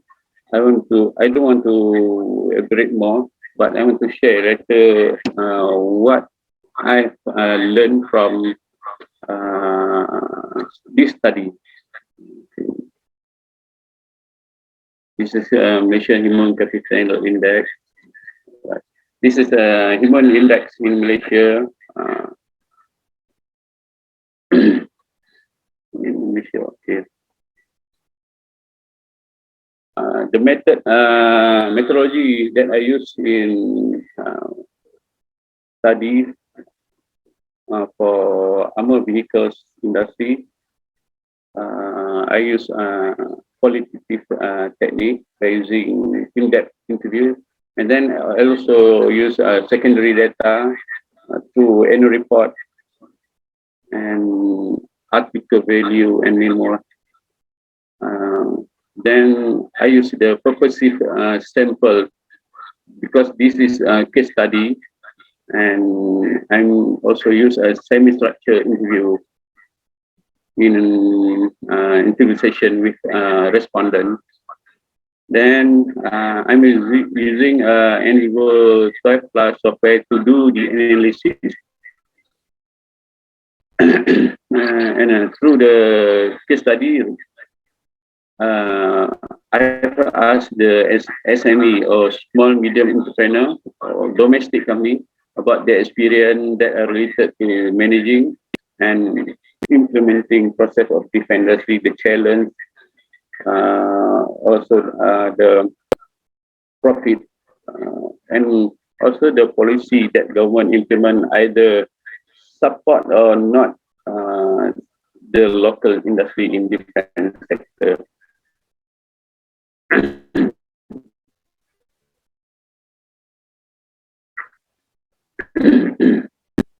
All right. I like to go to discussion. Okay. I like to give the simple analogy about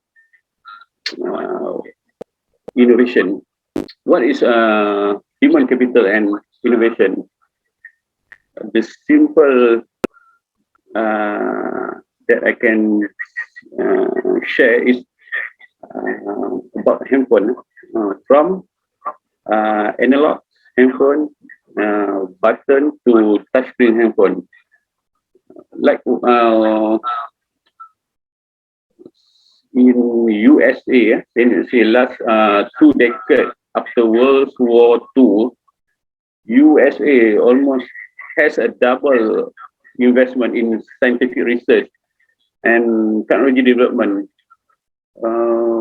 This is start, if I'm not mistaken, in the year 1954. The story to go to the moon. After that, in 1957, Soviet Union has launched the space Sputnik, the first manned satellite. This is the first satellite being made on that year, and it is marked that the starting point of the space race between USA and Soviet. And then after that, USA has invested into science and technology and also military equipment, which come from federal funding, public fund. And this is what we say. They created a NASA by Congress America, and then followed by ARPA, Advanced Research Project Agency, which they are to try to develop space technology for military use.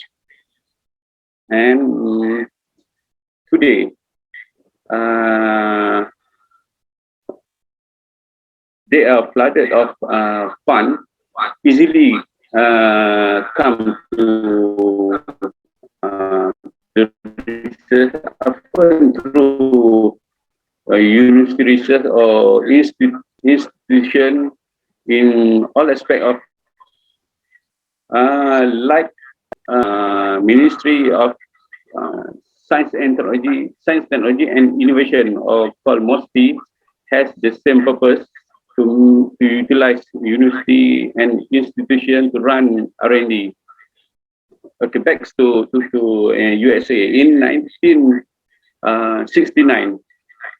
After the make has investment, a lot of investment.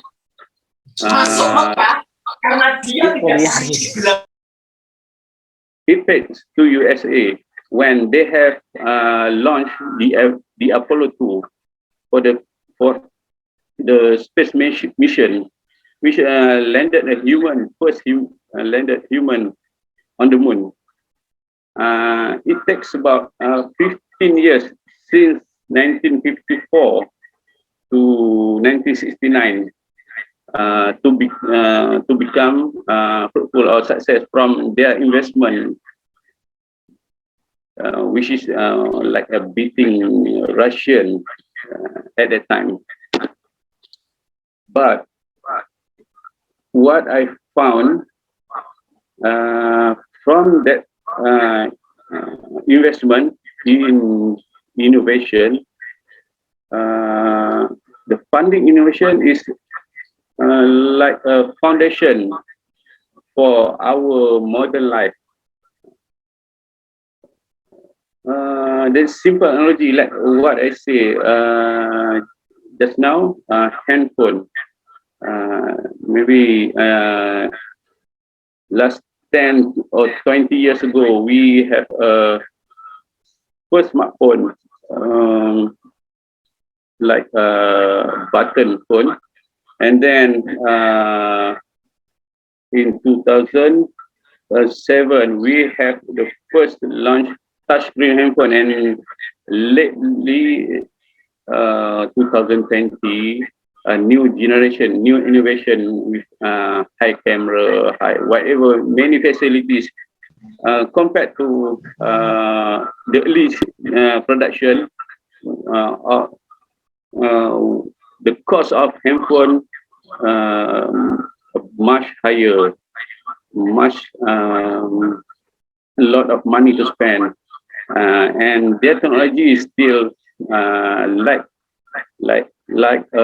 we need to charge handphone after maybe 1 or 2 hours, 2 hours after we use. But now we have a handphone can be used 8 hours or 24 hours.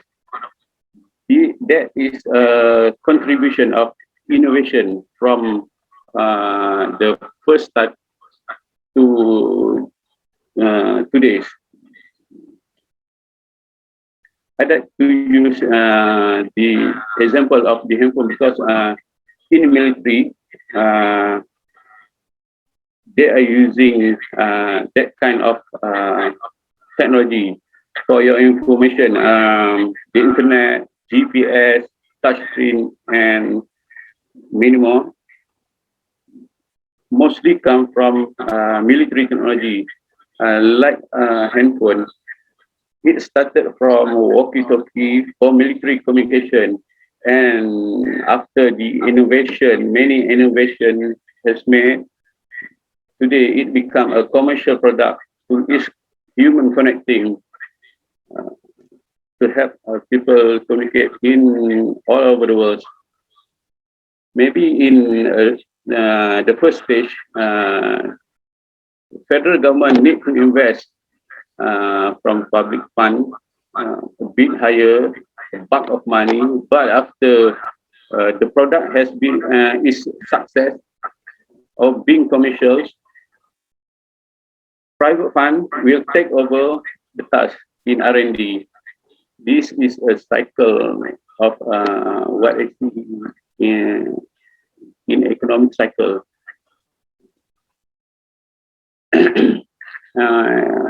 And also today we can see Tesla, Amazon, Virgin company has made a bulk of investment to raise in space tour. Then let's look at China. Okay, over past 2 decades, they have increased a lot of money to do R&D. They spend more than tenfold or 10 kali lipat in bahasa Indonesia. And at the same period, USA spending in R&D remain flat. China tried to take over USA by 2029, if I'm not mistaken, for conquer the technology. And today, we can see China is the largest competitor in all areas of technology because they never stop. They plan to be what we call a world leader in cutting edge technology. And they are trying to publish more scientific paper and non-scientific paper, and they have create many job creation, business creation, patent and many more. They have sent their students to earn the knowledge to all over the countries and then come back to bring the knowledge in China as payback to their lovely country. That's why nowadays they are dominant emerging technologies like artificial AI, artificial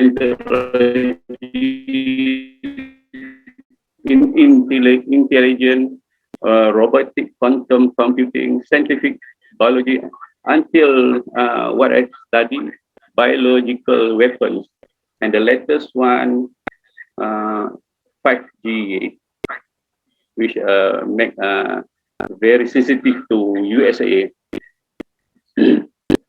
All right, that's what I'm study and have few from my question and answer through my interview from former local industry and local army. All right. Okay. We go to the There is conclusion. 5 minutes more for you. All right. I come to the conclusion, Pak Reza. All right. In defense industry, what I can say, the conclusion to from my study is ex-army or ex-defense industry human as a human capital who involved in defense industry have a super skills and knowledge that can contribute and share their expertise to the real estate industry. And they also can share their knowledge and apply to the relevant industry, and also use for joint venture in local industry to do to conduct R&D, to have more product and do some innovation. And lastly, the local security agencies also should have a bank data of defense industry expertise information. It is to help infant company or a new company who like to involve in defense industry to pick up or to bring their knowledge into their company. There are some weakness from what I study is enemies or irresponsible parties who are interested in defense industry will exploit the expertise for the specific purposes or specific reason, because we know that there are nowadays many enemy like what we call here in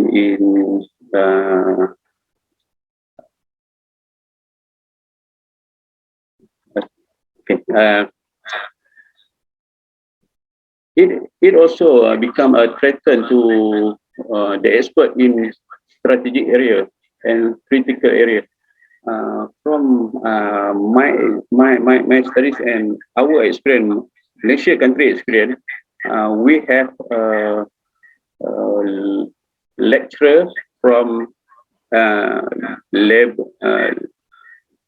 Palestine who teach engineering, technical engineering in Uniska, but he is an expert in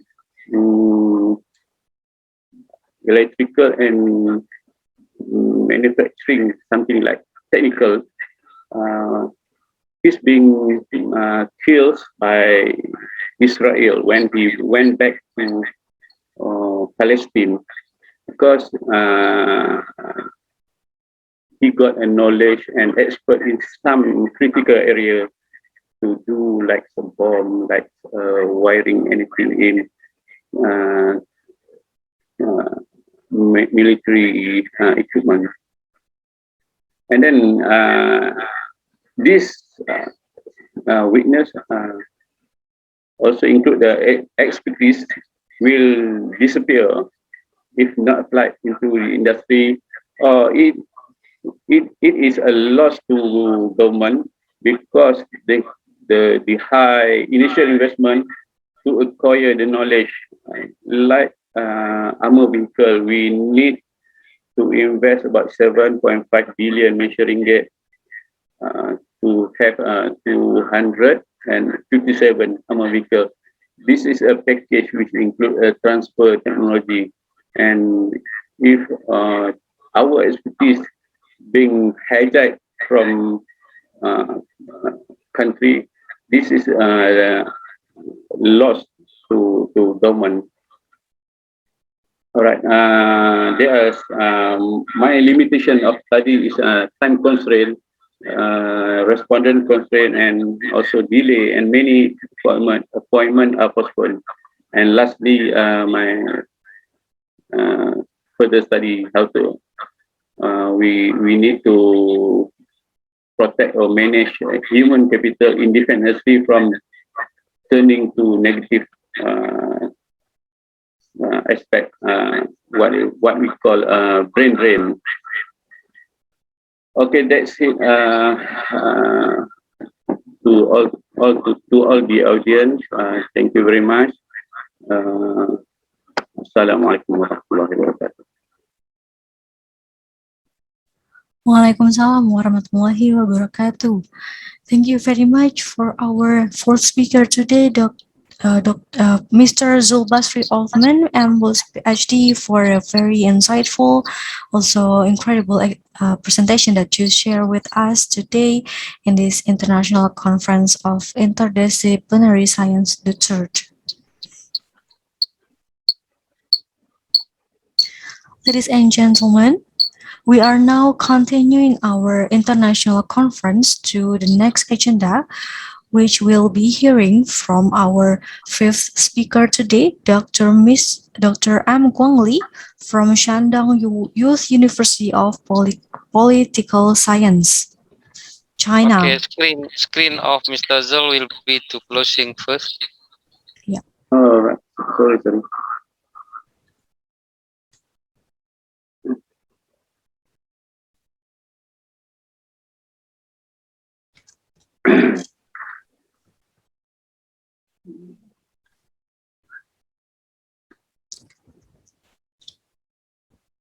Maybe our multimedia team can help with that.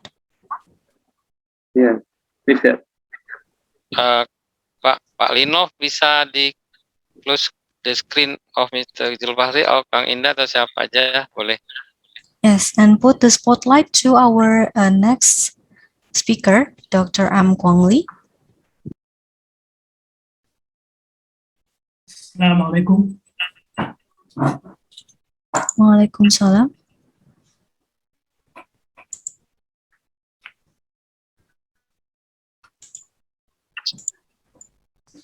Bismillahirrahmanirrahim.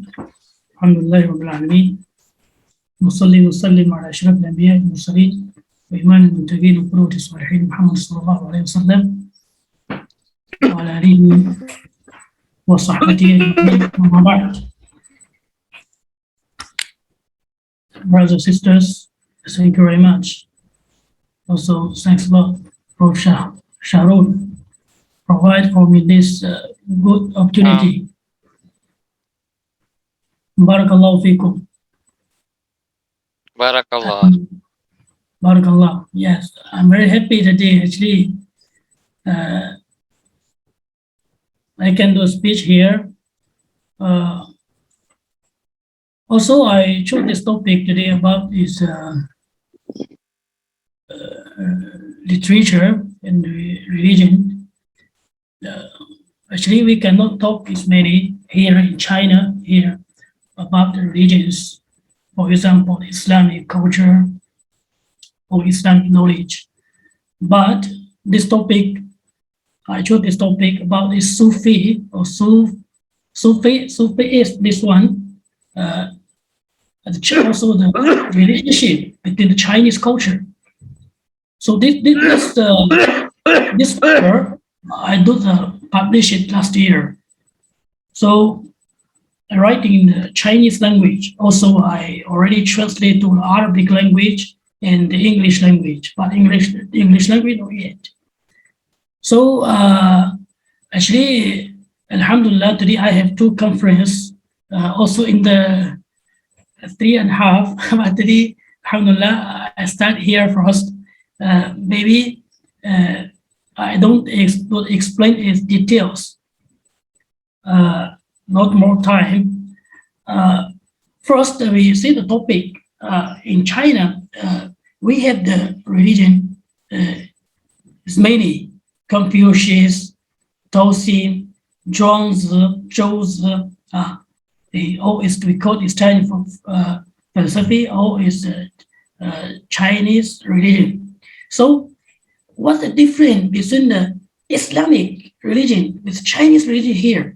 So many people ask me, do you have any religion in China? So actually in China, don't have religion. So we call this is culture.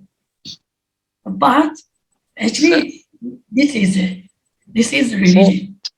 Sorry, sir, you want to share a screen by yourself or my staff can help you? On the mind, wait. You want to share by yourself? Yeah. Okay. You are co-host now, please.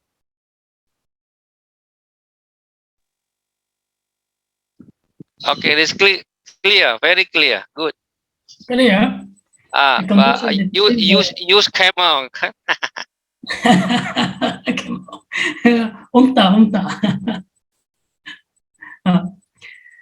The Sufi and the Chinese traditional culture.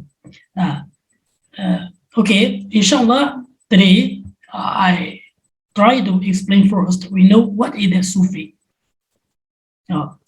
But this topic today, I don't want to see which one the Sufi thinking or Sufi thought is right or no, or the Chinese culture is right or no. But we want to see which one or which culture, what's the different or similar between two cultures.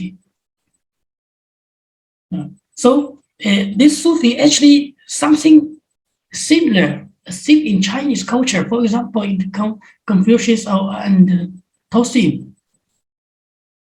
First, this one, the Sufi, it explained the meaning is empathy, clear heart. So the domain is the ibadat.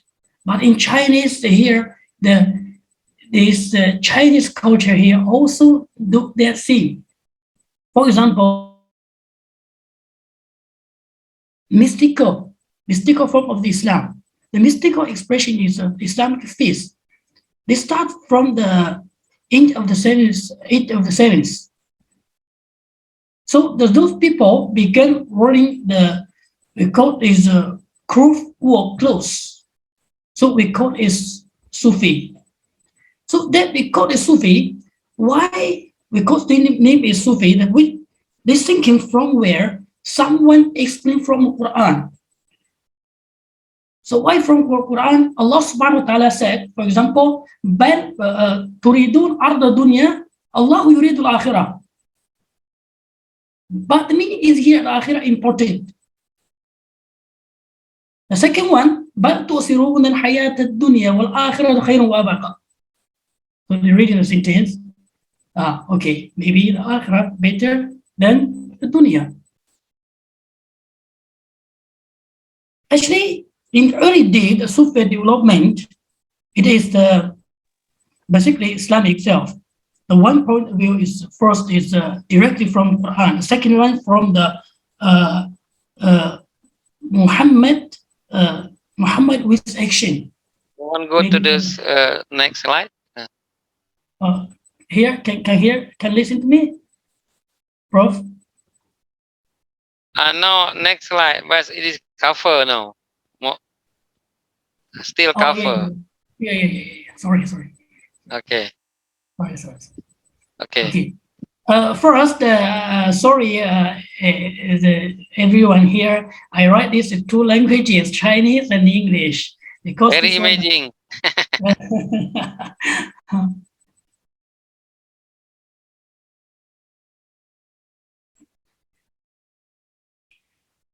Okay, so the start after many years, the people, the Sufi, started writing the book. The book, for example, is Risla, books, Rumi, Mahjud. But this thinking, a Sufi in eyes of the Western and mystical colors of the East of the greater than the prejudice Islam.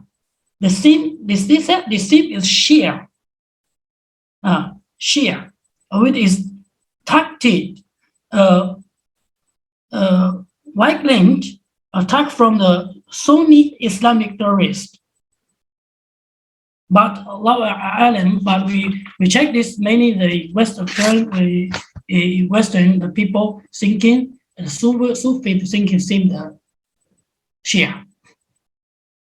So what is how to become the Sufi is okay. Explain first is the start, formal, and influence is modern. Okay, I don't explain that before. Now we see the doctrine and ceremony. The Sufi most people or most teachers have the common goal, which is achieve the integration with Allah through is non-me or no me. We call this is empty. It is nothing. Looks like a dog in China. Who is the dog? What's mean the dog? The dog is empty. The dog is a god. The god is, where is a god? The god is between the sky and earth. So some the Sufi is thinking also, they think, know me without me. And also with this question ask, who am I? The most people believe that this is integration should be achieved, but okay, become the Sufi mainly the process. For example, the first Tazkira. Tazkira, we translate this English, this is road. But the meaning here is not road, only is crossing, made a road. You must abandonment of the world. So you close with Allah subhanahu wa ta'ala, you reach or somewhere, the meaning is very close with God. The second one, Shariat.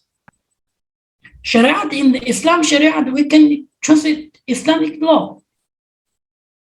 Islamic law. Or maybe we can translate normal route. So they must following the Sharia first. Number 3 is Ma'rifat. Ma'rifat also is understanding. But understanding what? The truth. Who is the truth? Which the understanding. For example, inner heart has recognized that its universe is unified. Okay, can inspect the goodness and evil, the morality and the unite security. Also, al-huquq, al-haq. Same the meaning is you find the truth. Without me, clear heart, the heart free. Only you close with God or close with Allah subhanahu wa ta'ala. You must do the zikr, at-tasbih, Allahu Akbar, subhanallah, alhamdulillah. Last one is worship wali. What is worship? Well, in China also, we have in West of China, some people worship is a grandfather, grandmother. But it's this one, the last one also do the Hajj. But this Hajj, the special one, I don't explain more here. The Hajj, different Islamic Hajj here. They do the Hajj because the road is so far from but cannot anybody can do that. The meaning is Sufi can. If Sufi complete Hajj, he maybe can become the wali or somebody worship that. But something they explain different. Allahu A'lam.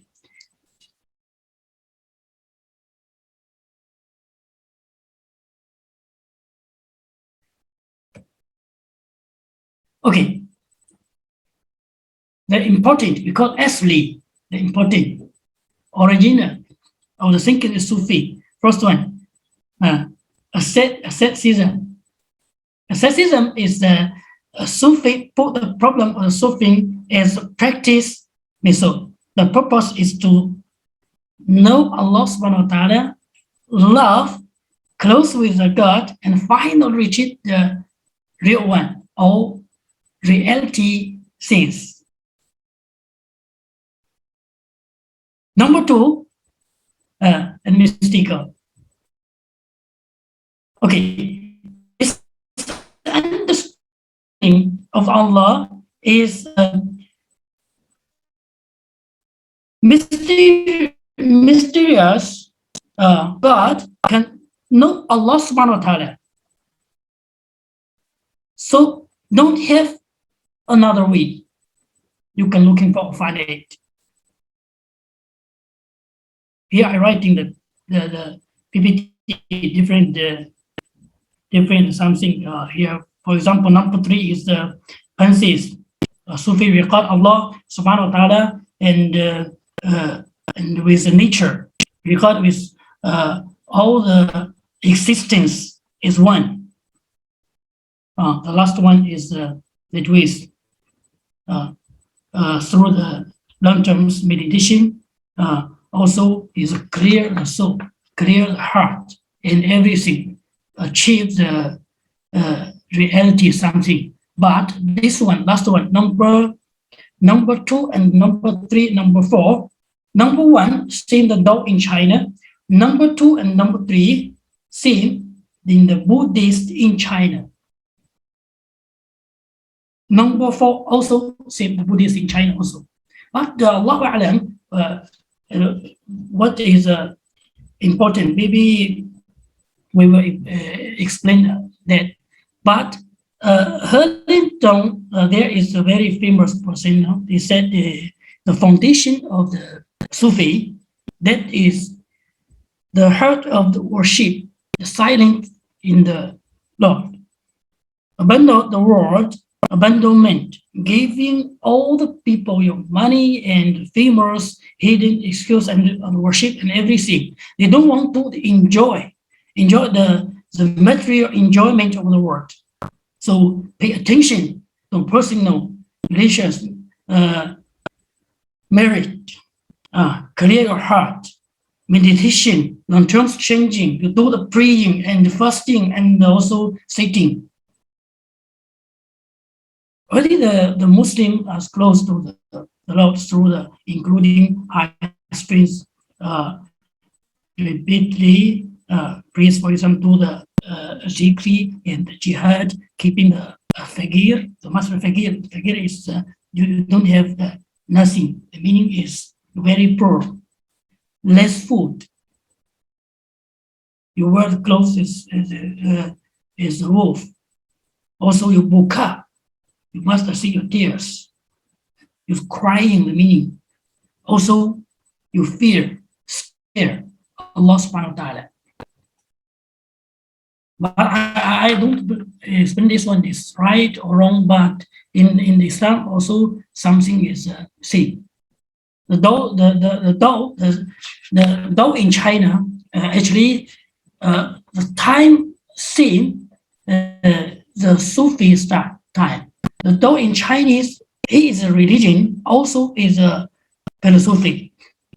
which developed from the folk religion of the people, primarily in the rural areas of China, and became the official religions of the country and the Tang dynasty. So after that, from Tang to Song, Yuan, and Ming dynasty until now, but already changed the thinking a little bit.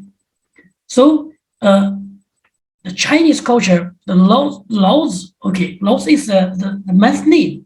Laws is thinking. Same the Sufi.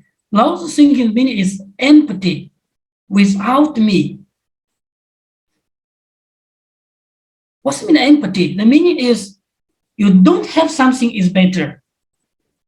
Everything empathy, your money, famous, your owners, your heart, clear heart, everything have. But laws is thinking like this. Also the Sufi same. So when is the origin of the God? Who is it? In Islam, Sufi is Allah subhanahu wa ta'ala. But laws here, who is that? Sky, empathy. So laws said above the no, the test is the meaning is everything in the world is born. There is body. When the universe has not yet formed, everything does not exist. So it is called is no. The humans and animal should live in balance with the dog of the universe. Believe the spiritual immortality, where the spirit of the body joins the universe after die or after death. So here we can see the Sufi. Just I write in translate English only first here, but many things the similar thing here. You can see first one, communication between the man and God. But those thinking or those thought is here, man in one with the nature. So the meaning is the nature is a God. The God is nature. The human is a God. The God is human. But Sufi also the thinking very nearly those thinking here. The second one, for example, is clear heart, meditation. The dog also, you cannot everything, do the Muslim Islam, do the ibadat. The dog when we visit somewhere, go to the place in west of China, we see they do also do the puasa, fasting. The same, sometimes the little different about Islam. So there is the big problem. I want to know or to explain here maybe who the original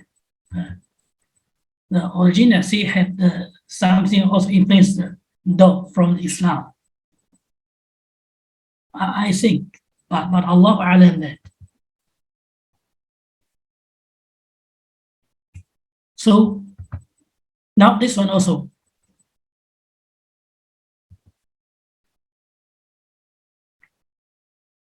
Who is a God here? The last one in the Confucius. They thinking God is a person. The people is a God. Sometimes in China here we don't talk is more with person here. The Kong's, Laos, Daos, Zhuang's, this one, this one, they worship the person, grandfather, grandmother, your family, everything. But the sort of thinking is one. Actually, this topic is very big.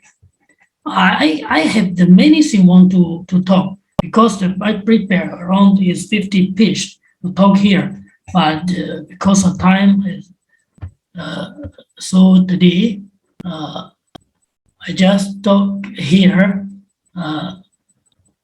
First, thank you very much, Prof. Shahrud, also the brothers, sisters, also Nabila, everyone here.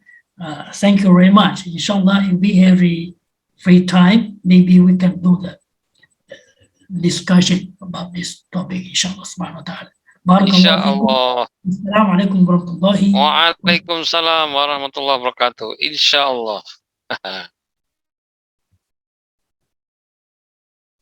Very well. Thank you very much. Our fifth speaker today, Dr. M. Kwang Lee, for your presentation, sharing with us the connection between the Sufism and Chinese traditional culture in this international conference of interdisciplinary science, the Church. Very well, ladies and gentlemen, we are now going to move forward to hear from our last speaker today, Dr. Haji M. Naim Musyafiq, MH, MPD from University Islam Qadiri Uniska, Indonesia, to have the screen and share with us the presentation. And the screen, Mr. Kwang Lee, must be to shut down first.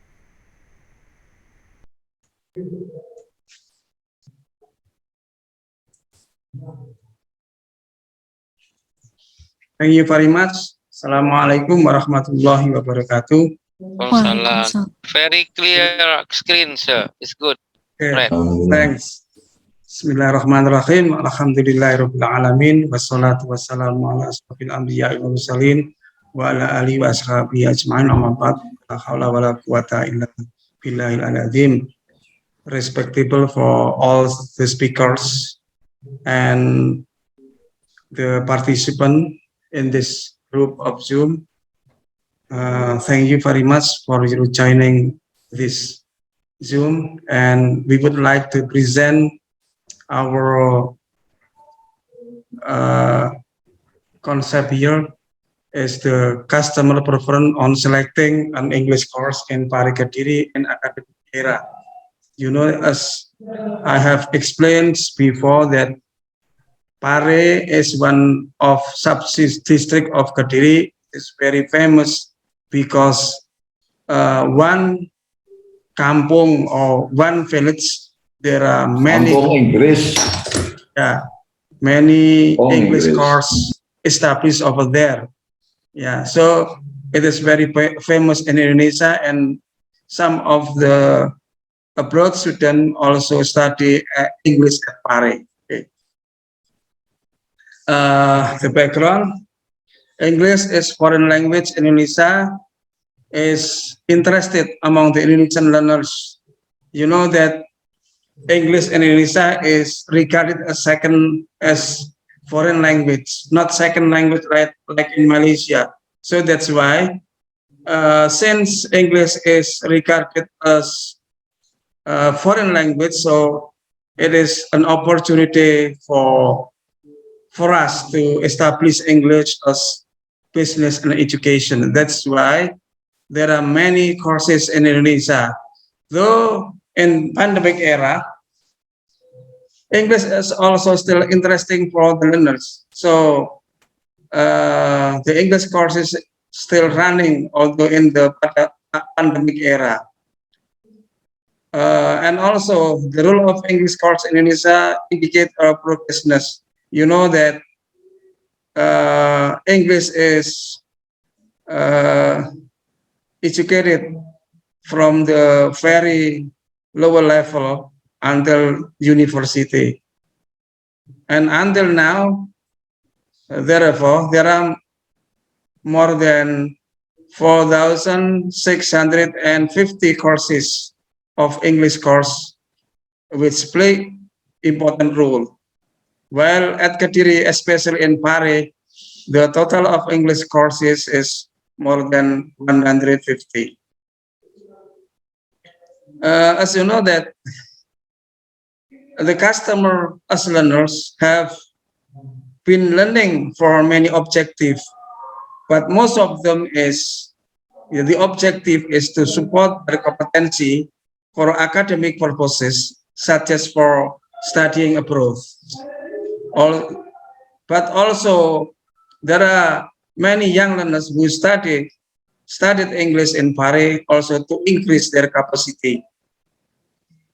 So there are many factors that influence customer to select an English course during pandemic era, such as initiated by Kotler with mixed marketing theory. There are product, place, promotion, and so on. There are 7, yeah, if I'm not mistaken. So the problem of research is how is the customer's preference on selecting English course. What is the dominant factor on selecting English course, and what is the contribution of 3 dominant factors toward customer satisfaction? Review of literature, which is close relationship with marketing theory, such as said by Kotler, yeah, and also education marketing factor influence education marketing and review of the related literature.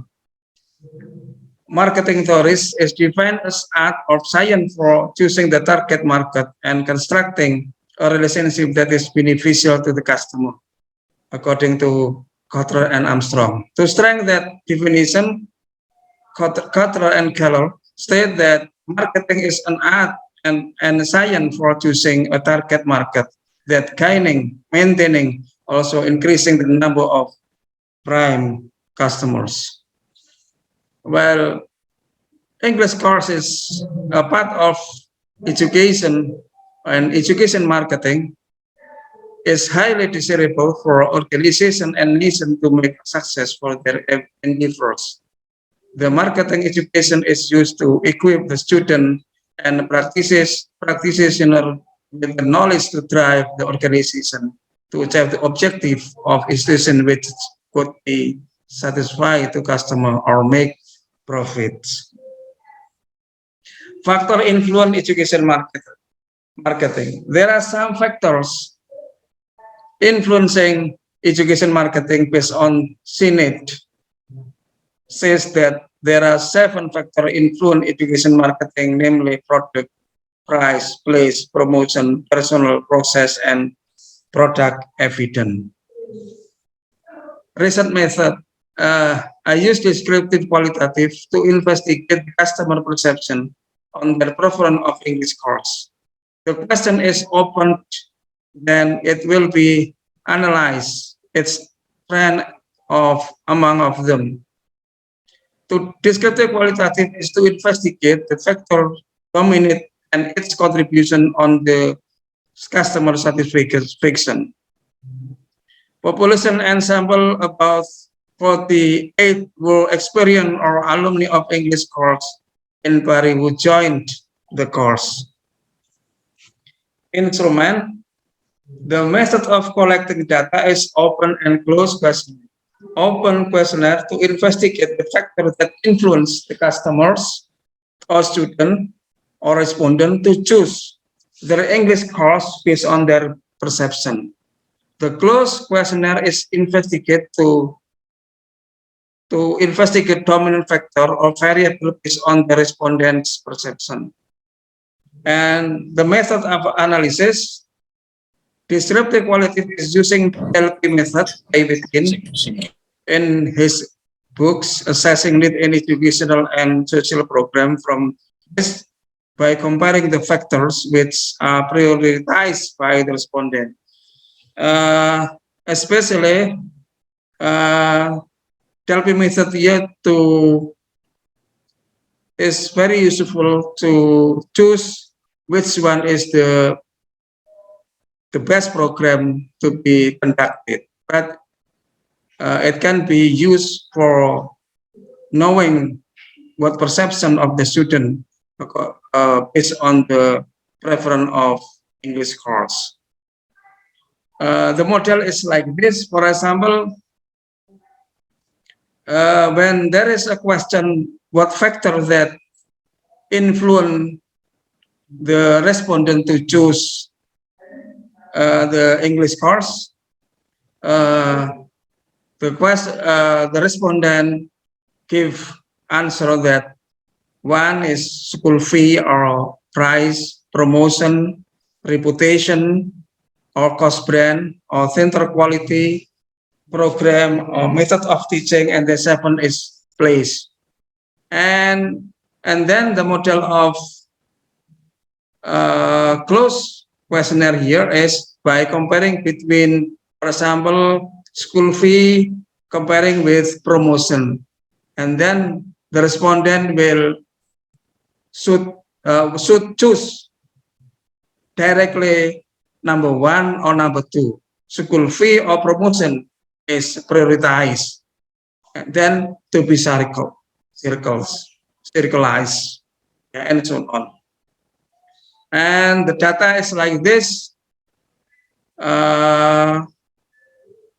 And the result of the question, such as what in the problem formulation, that there are 7 answers from the respondent.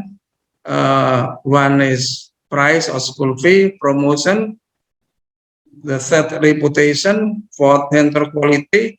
5, program offered. 6, method of teaching. And then the last is place of English course. From the data analysis, the factor dominate the choice of the respondents. So there are 7. Price of school fee, 13%. Promotion, 5%. Reputation of brand of English course is 13%. Temper quality is 20%. Program offered is 17%. The method of teaching is 21%, and place of English course is 12%. The discussion, the most dominant preference of the respondent is human resource, namely the first is the method of teaching, 21%, and the second is tender quality. So the tender quality and method of teaching yields is a unity, because tender quality represent with the good method of teaching. It means that though the pandemic era, respondents still concern the quality of the teachers. So it is shown that it can be evident that human resource quality will be the main preference of the respondent. And the third priority is the program offers, namely 17%. Mean that the respondent consider the various of material to be presented during the teaching learning process. If the program is offered is interesting and it is needed and it is supporting their objective, so this become a considerant for them to choose the English course. While the fourth considerant is cost fee, and the fifth is branding, which is each of them is 13%. So both of them is important in pandemic era. However, it is very important for director of English course to consider it, because before this there are some courses who promote big and big to interest the customers. However, through this research, that evidently that branding and school fee is not the main considerant by the customers. And while the sixth considerant is cost place, it is shown that the place now is not strategic factor against in pandemic era. You know that during pandemic era, most of the courses, English courses, present the program through Zoom meeting or internet usage. So that's why maybe it is or it should be considered again by the director to give such kind of thing. And while the last is promotion. Yeah, if the promotion is the last choice, it is unusual thing because some courses try to promote much more than ever. So there are many trials to promote the English courses during pandemic era through many things. Conclusion, the factor that influence the customer to choose the preference of English courses is one is price, school fee, promotion, reputation, mental quality, program offer, place of English course, and promotion. The rank of the preference from the 7 variable of factor is, the first is method of teaching for about 21%, mental quality for about 20%, program offered is 70%, reputation or brand of English courses 13%, and price or school fee 13%, place of English course 12%, promotion 5%. So human capital is most strategic to market English course.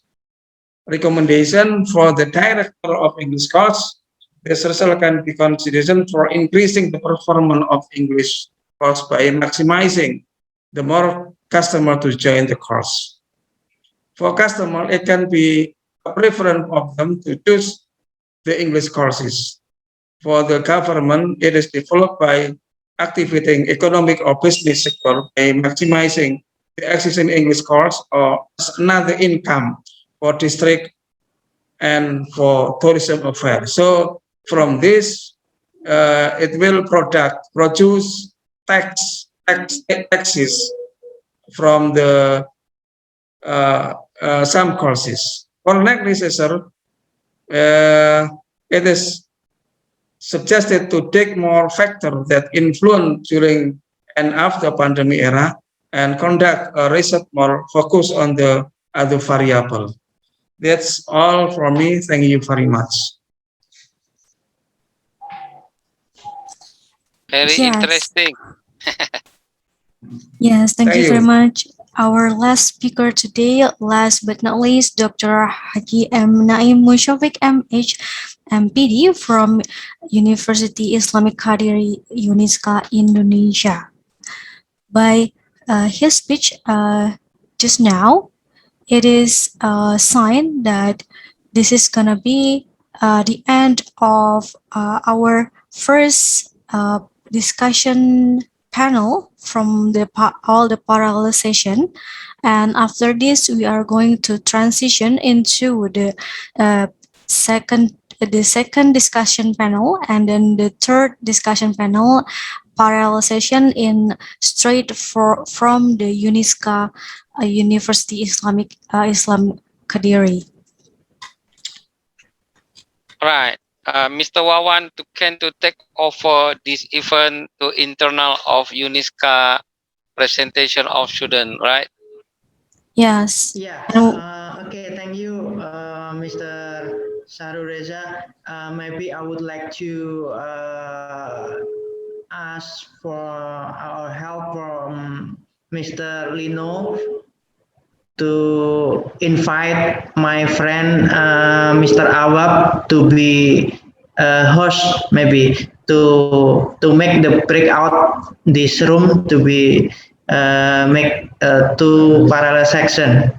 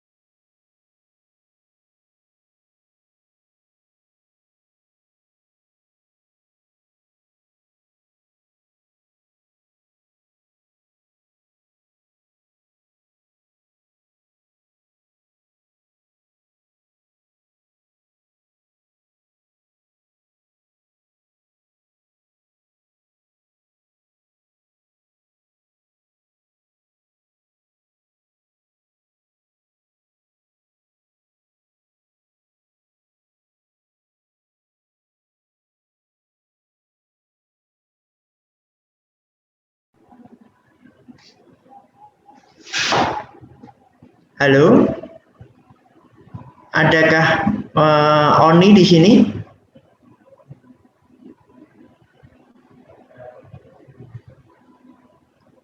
Oni?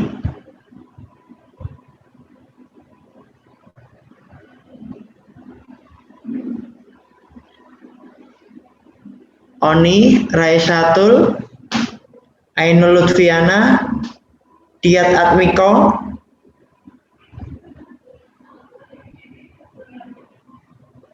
Halo kawan-kawan.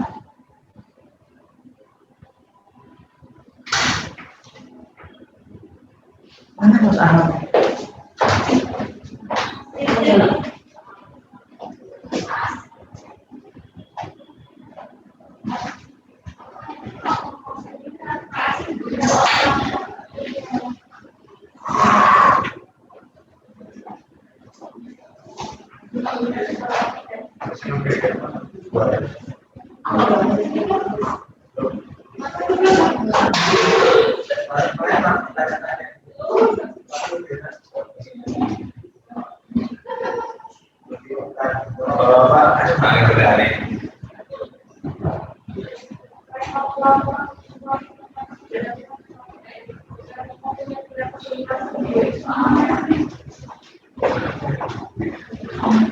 Mana yang namanya mahasiswa tuh? Oni.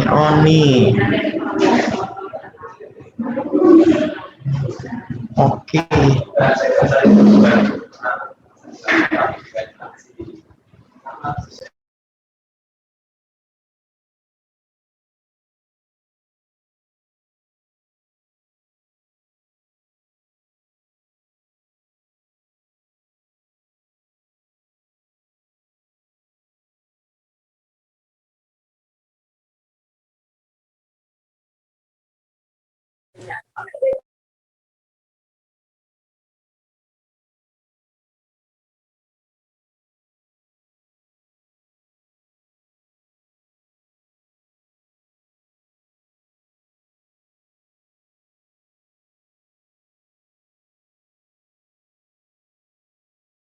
Masih dipindahin sama Mas.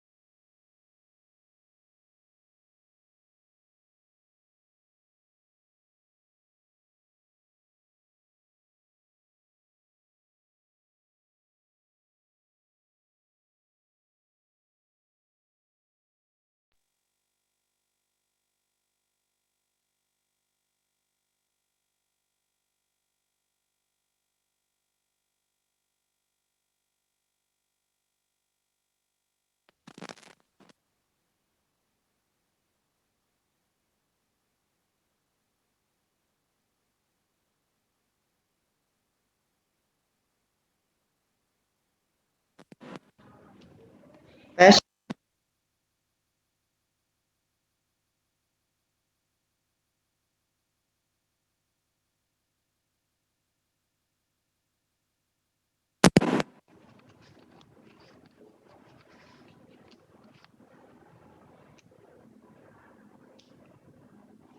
Halo, tes.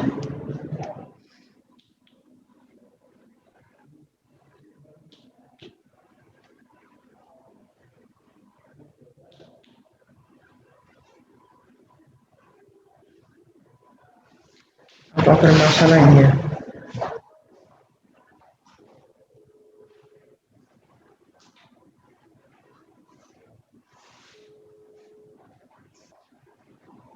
Mas kok bermasalah ya sama suaranya?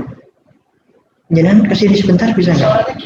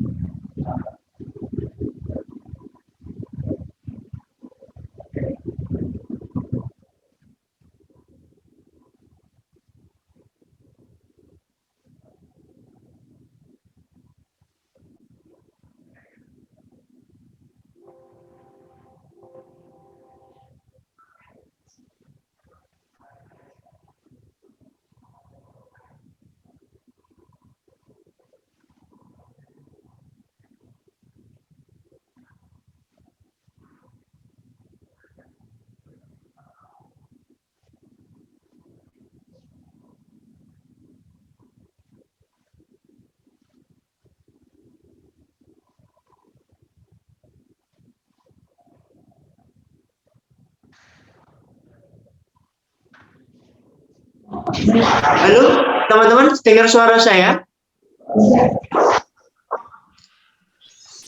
Dengar, Pak.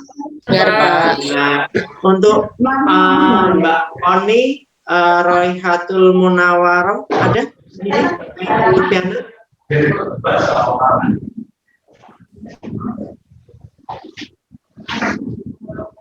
Untuk di room 2, Oni ada di ruang ini? Atau mungkin ini Royhatul Munawaroh sama Ainul Lutfiana?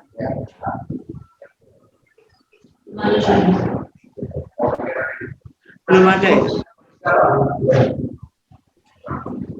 Ini masih di setting sama Mas Awab. Gara-garanya namanya nggak ada yang nggak sama dengan yang di dalam daftar ini. Atau mungkin yang mewakili ini Dokter Asakari.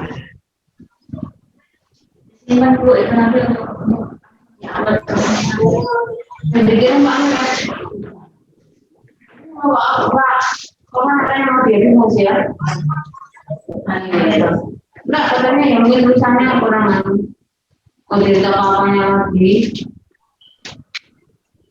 Wah, penyelesaiannya itu kurang. Wah,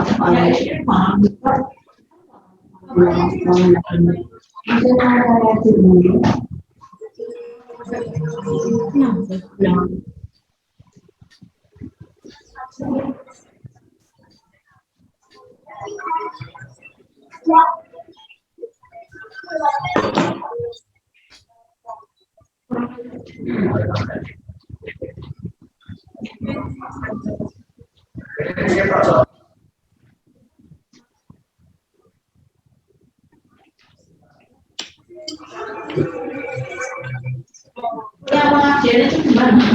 Gimana? Nanti tak masukkan. Orang ada pelatihan sekarang.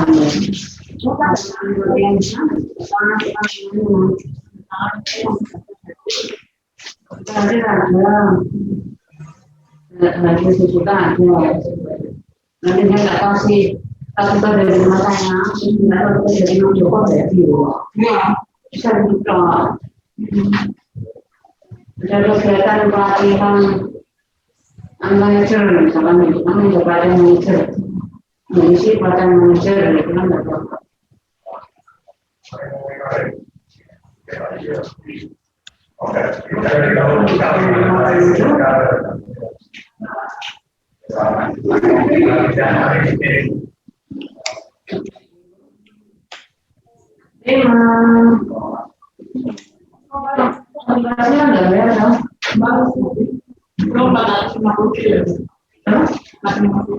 Ini ya, dan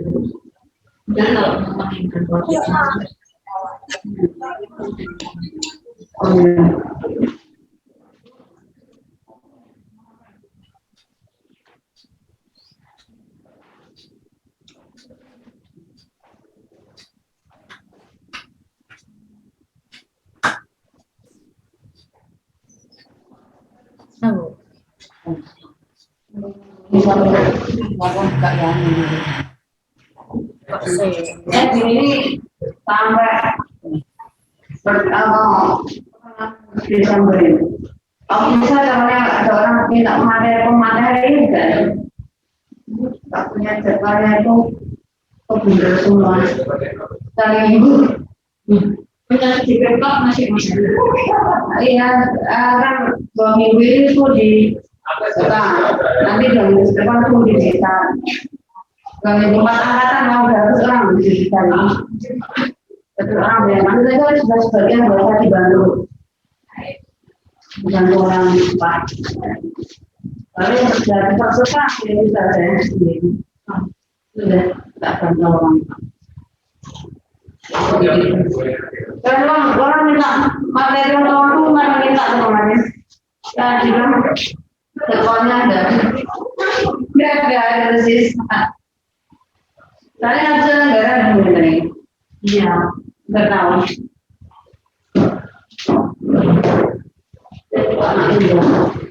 Bu Mira mau mana? Nah, istrinya Pak Men nggak ngerti. Dan malah dekat situ kan gimana deklarasi? Udah sih banyak ada. Dia pulang. Nanti ada masalahnya dong.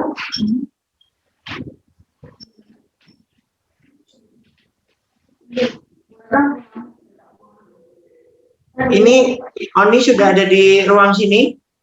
Halo? Di breakout 2?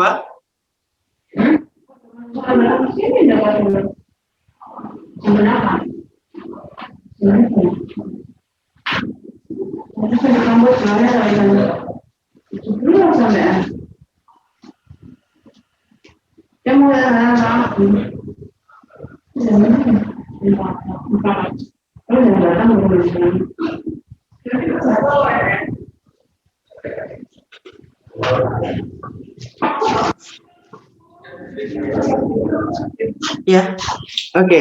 Sudah. Oke, ya. Ada Oni di sini?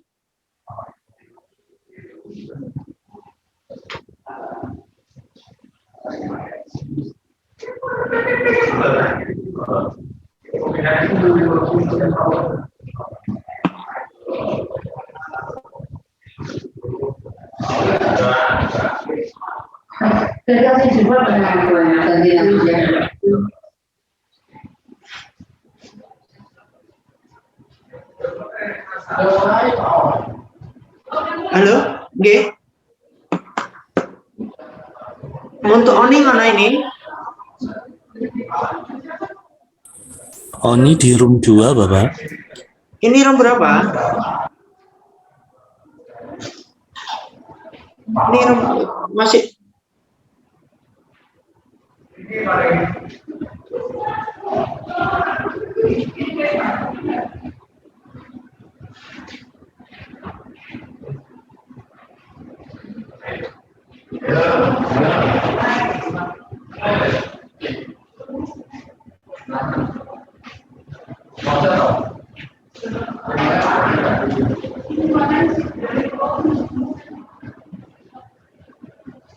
Ini jauh OMP ada penelitian ini.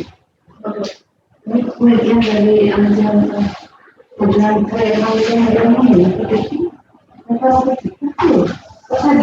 karena dia menurut UMKM, terus dia merasa saya tahu UMKM. Untuk kampus Merdeka sampai satu kan ya, itu butuh anak-anak yang magang. Jadi ingin magang saya juga tugas saya dengan dinas masih di UMKM itu kan di sana ada klinik untuk UMKM saya juga di situ, jadi mahasiswanya belajar gimana sih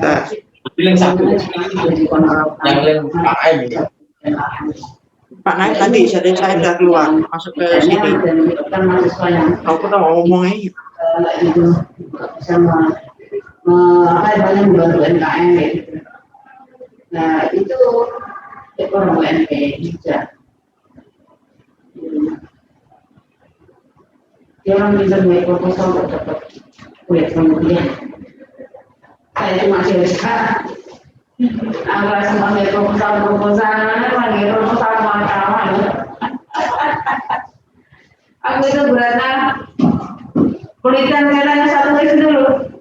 Sebetulnya nggak ada dananya dulu. Kan hanya karena saya itu kan misalkan anak UMKM yang lagi ada pelatihan gitu ya. Datanya saya angkat. Dimatikan aja. Masuk. Masuk. Ini. Oh masuk, saya nggak ada kontennya di sana. Ini suaranya murni dari. Coba ya. Ini punya siapa? Saya nggak ada nih. Punya Pak. Punya saya bapak. Ini punya juga. Ini punya Pak Wawan. Dia suara sana. Masuk ke situ dia. Ya. Di sini ya aman. Oh ya. Assalamualaikum Dr. Wawan. Saya Oni. Iya, waalaikumsalam. Ini ada di sini Oni? Iya Pak, saya di sini. Astagfirullah, saya nyari-nyari dari tadi. Saya tadi di breakout di room 2 soalnya. Lah ini di mana ini? Ini room utama ya Mas ya? Masya Allah. Ini room utama. Alhamdulillah bisa ketemu dah. Saya chat, saya di chat room dan seterusnya nggak keluar suaranya. Oke. Saman bisa share screen belum, Noni? Oke, bentar. Ini kayaknya seru ini, discuss tentang sekolah penggerak ini. Iya, sebentar Pak. Iya. Nah, keren. Oke. Boleh nih profil pelajar Pancasila ini. Yes, thank you. Sejauh mana yang digali dari sini? Boleh, silakan Oni. Terus teman Oni yang satunya siapa namanya? Tadi saya masih di room 2 ya? Boleh dibantu di-chat masuk ke sini aja. Tadi saya lihat ada Rois atau siapa gitu Pak di room 2. Rois, kita aja invite ke sini sama WA. Punya nomornya nggak? Enggak, saya nggak seangkatan. Oh, nggak seangkatan. Jadi sebentar, sambil saya chat. Oke, sambil jelaskan lah. Apa ini terkait? Baik Pak, in English or Indonesian Pak? It will be better you try to English kan sambil belajar. Oke, siap. Baik, thank you for the Mr. Wawan Heri Setiawan. And then as the panelist 8 in this forum, and nice to meet you, our participant and audience and this forum. Assalamualaikum warahmatullahi wabarakatuh.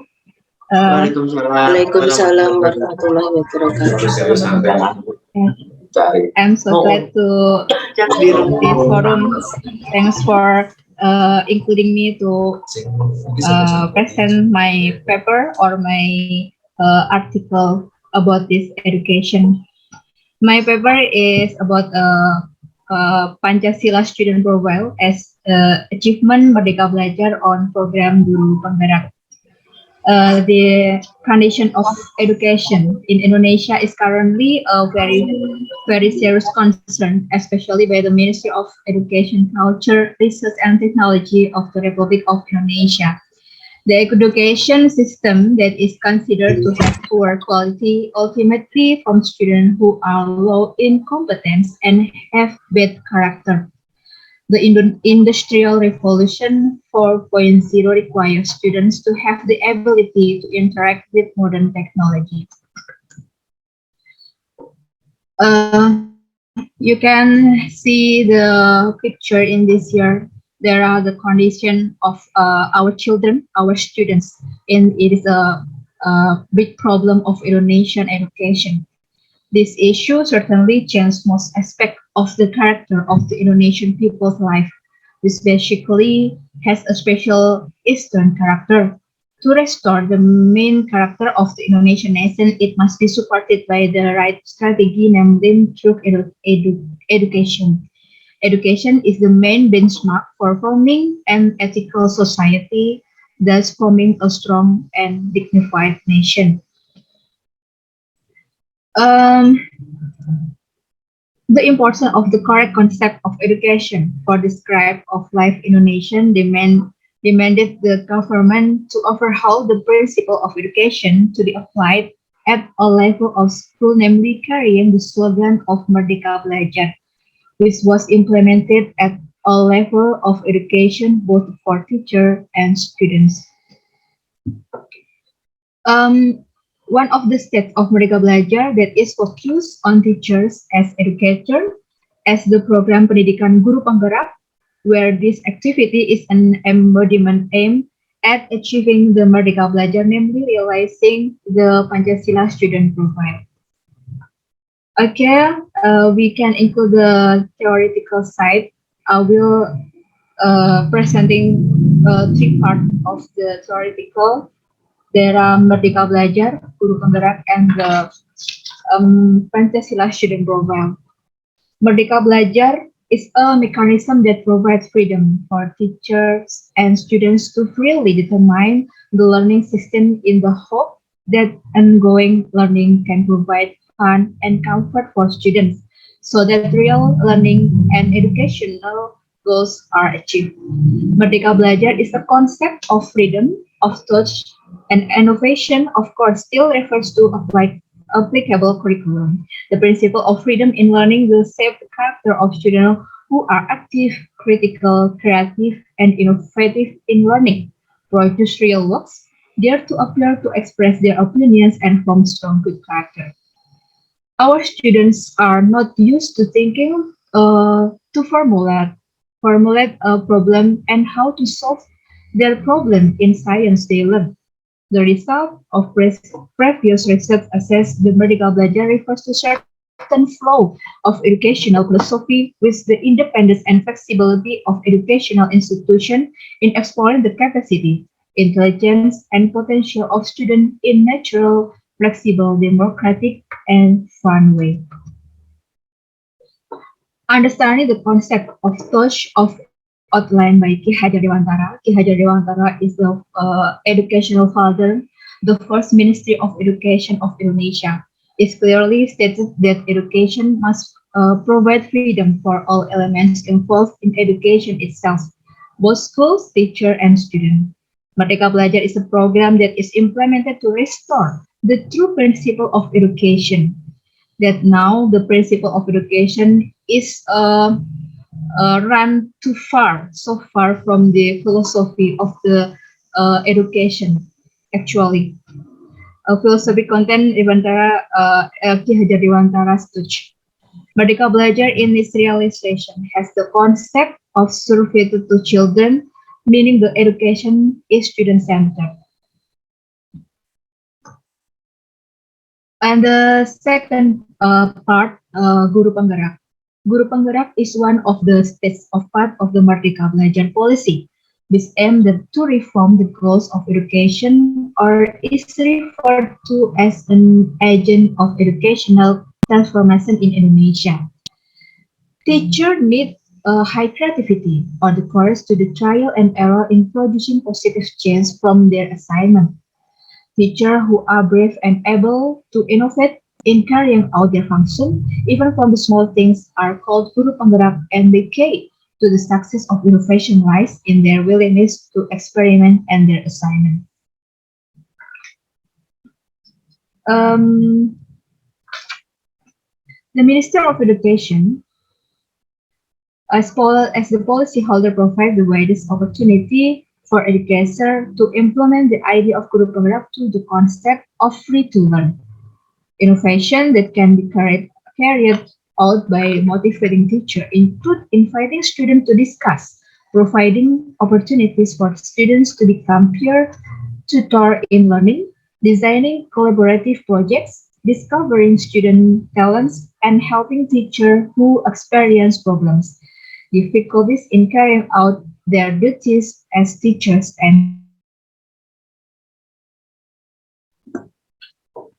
and then the sentence for character training explained that the values Pancasila student profile.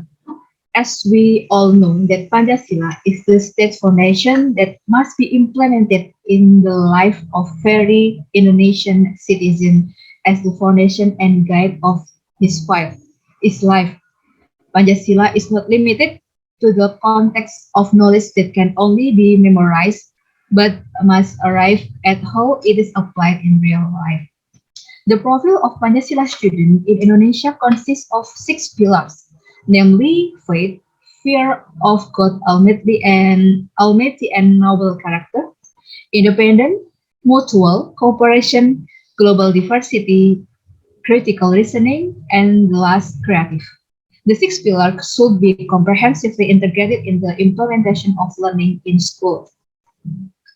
The complicated problem that occurs in Indonesian children, like a picture that we have seen at the first slide today, both inside and outside school institution, is moral degradation.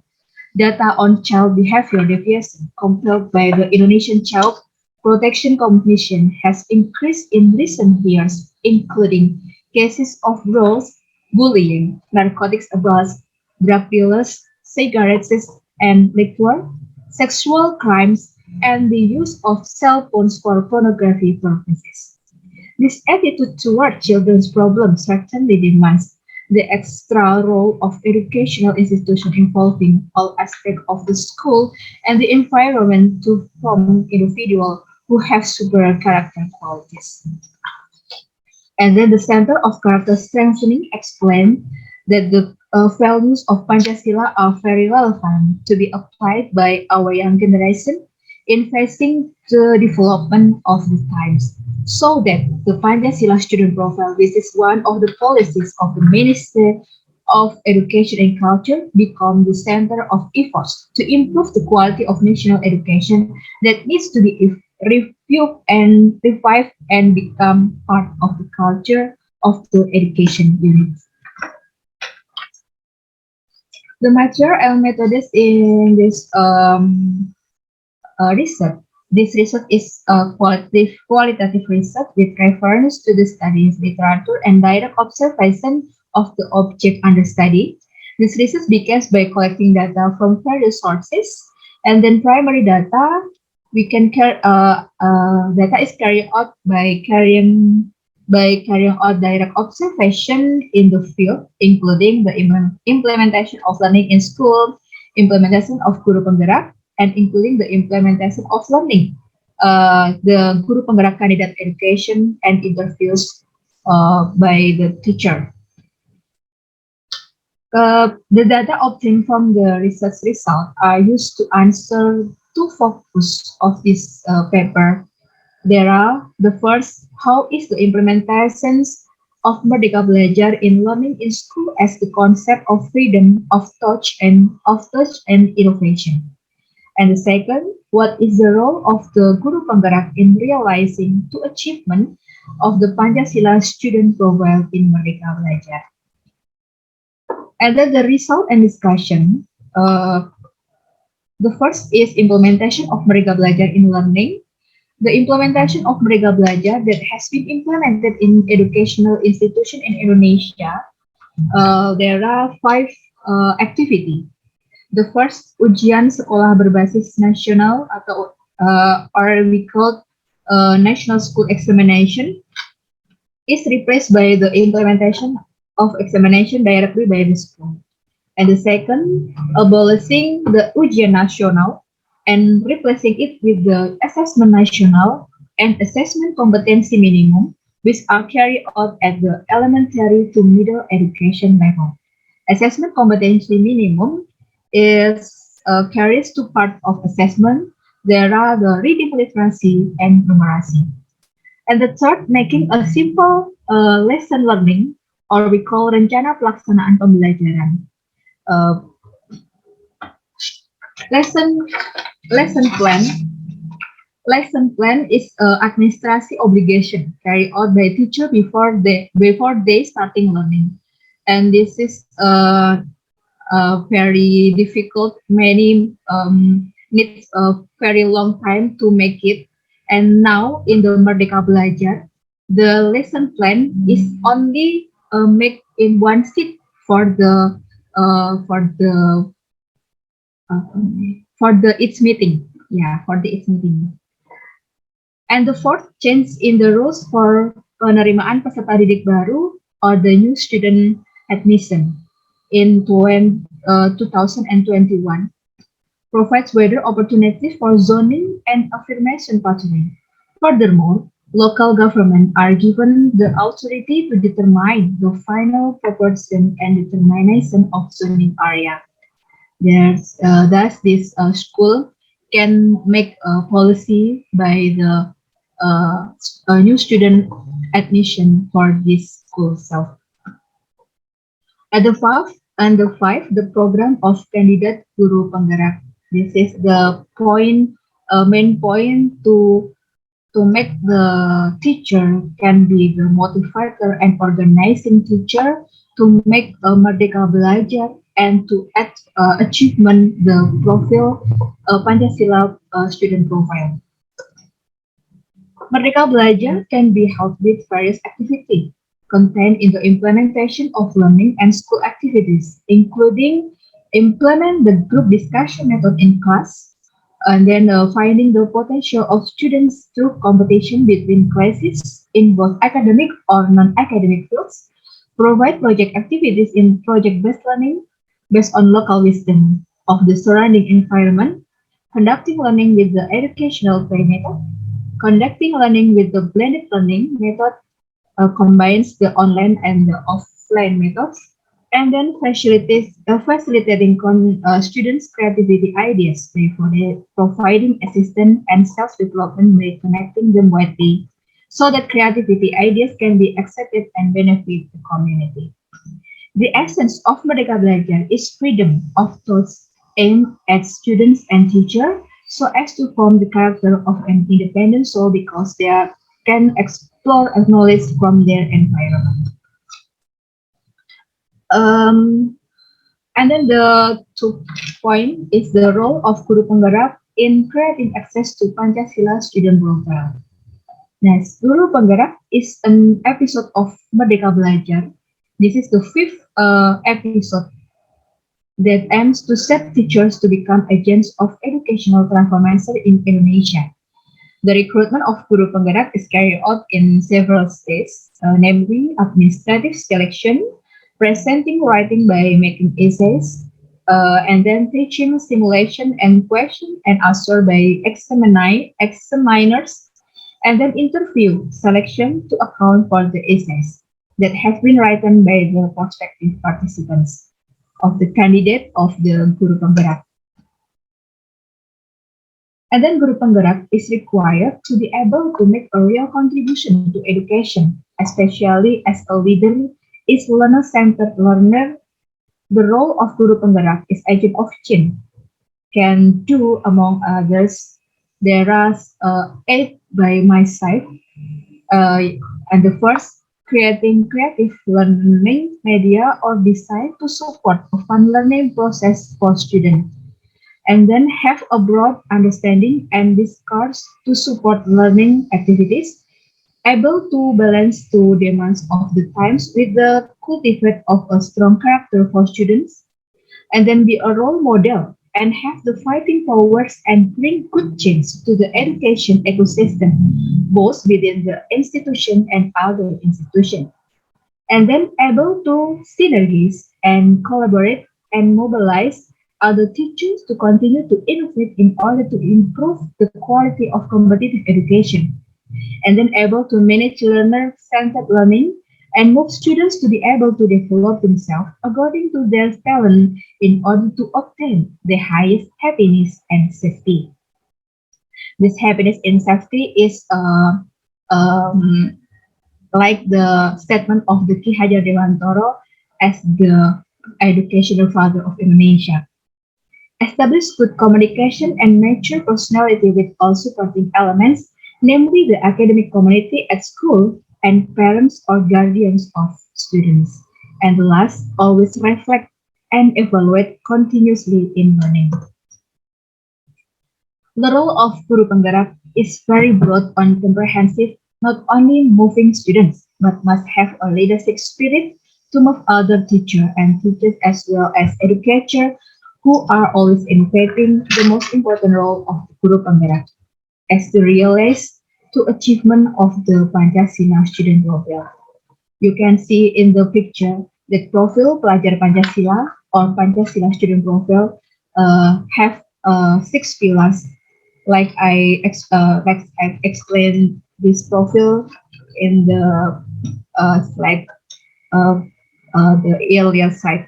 Okay, this is the beriman bertakwa kepada Tuhan Yang Maha Esa, and then kebinakaan global, gotong royong, kreatif, bernalar kritis, and mandiri. This is the achievement of the Merdeka Belajar by the Guru Penggerak program. Conclusion, Merdeka Belajar is carrying out the principle of freedom of thought and innovation for teacher and students.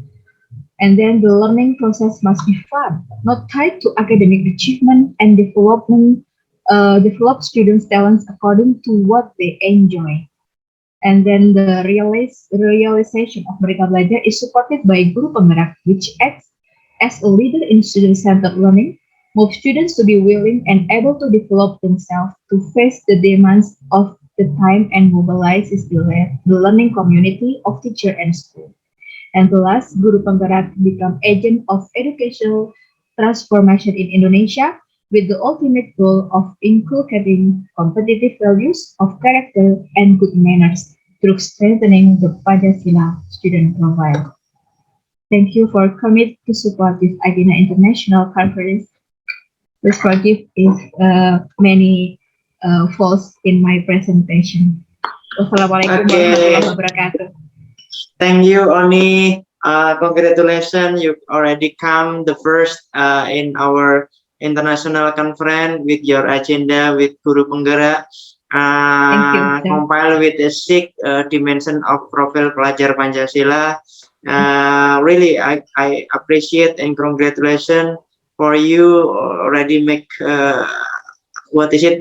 analysis literature about new curriculum change from K13 to Merdeka Belajar. It is appreciate because I'm expert coaching, expert coach from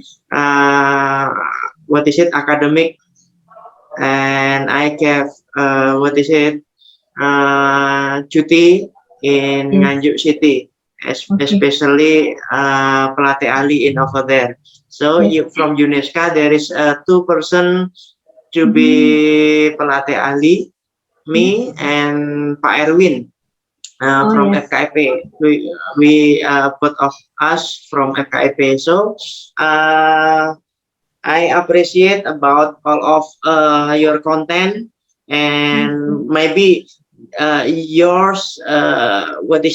You are the first that what I know make analysis about Guru Penggerak. Maybe all of your friends to be Guru Penggerak ever think about how to make this is to be a research gitu ya, to be research that it is very phenomenal, and maybe you can continue your research by analysis or evaluate research about profil pelajar Pancasila, how it implemented, how did it implemented to the field research from the evaluate bagaimana keberlanjutannya atau bagaimana pelaksanaannya. Nanti Salon bisa angket, sebarkan itu responnya ke anak-anak, bagaimana responnya ke guru, gimana sudah jadi riset itu, bisa jadi bisa jadi tesis juga itu, seperti itu. Hanya mengimplementasinya seperti apa. Gitu. Oke, keren. And then thank you for your presentation, and we continue the next section. There is Dayat, there is Ainul Lutfi and Rois. Who wants the next? Siapa yang lebih siap duluan? Rois. Yes. Okay, you can share your paper. Okay, thank you very much, sir. Assalamualaikum warahmatullahi wabarakatuh. Thank you for the time to present my journal. It's about review literature, human capital improvement to increase customer satisfaction at the Ministry of Finance, Republic of Indonesia.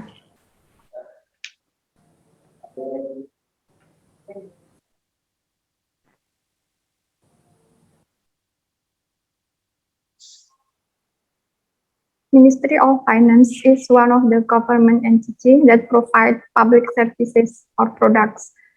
Its products or services are free. The budget is from the government, so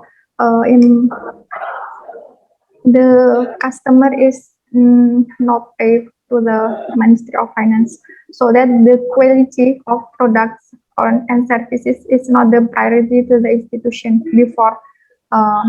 Later, when the technology increased rapidly, the government institutions start to notice the quality of their products and services, because in this era, customer is really critical to the government. the management of organization has found that human resources have the greatest importance in gaining sustainable competitive advantage and efficiency. So that the human capital issue is the most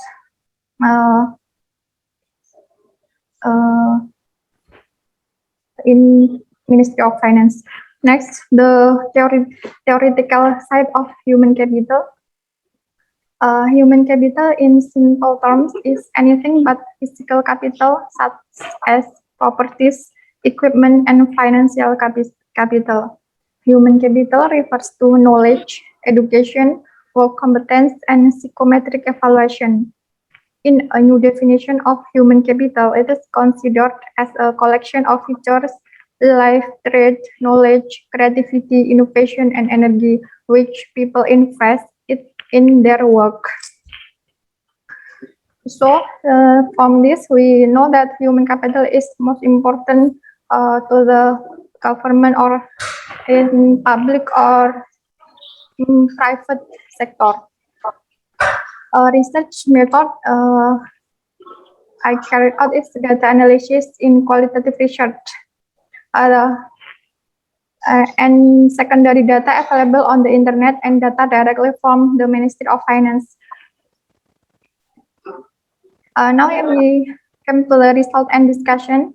Ministry of Finance, first we discuss about Ministry of Finance profile. The Ministry of Finance is a government organization that has vertical offices spread from Sabang City in Sumatra to Merauke City in Papua Island. The number of employee in Ministry of Finance is increased from 2011 to 2019 and decreased in 2020. The majority of employees at the Ministry of Finance are the millennial generation, namely Generation Y and Y and Generation Z, which reached 65%.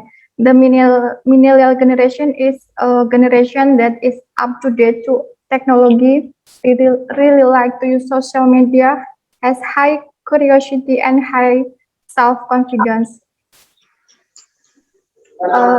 Also the staff of Ministry of Finance consists of various ethnic and educational background. The millennial is the proportion of employee based on age, baby boomer, that is only 6%, Gen X only 29%, and the other is millennial. The educational background of Ministry of Finance in 2020 is doctor is only 5 something percent. The most the majority is bachelor degree that reach 33%. What is the my Ministry of Finance institutional reform to strengthen the human capital? One is structuring regulation related to bureaucratic reform. So Ministry of Finance is regulation to reform the bureaucratic, making long-term plan as outlined in the Ministry of Finance regulation, that is Peraturan Menteri Keuangan. The third is commitments from all leaders who must sign performance contracts every year.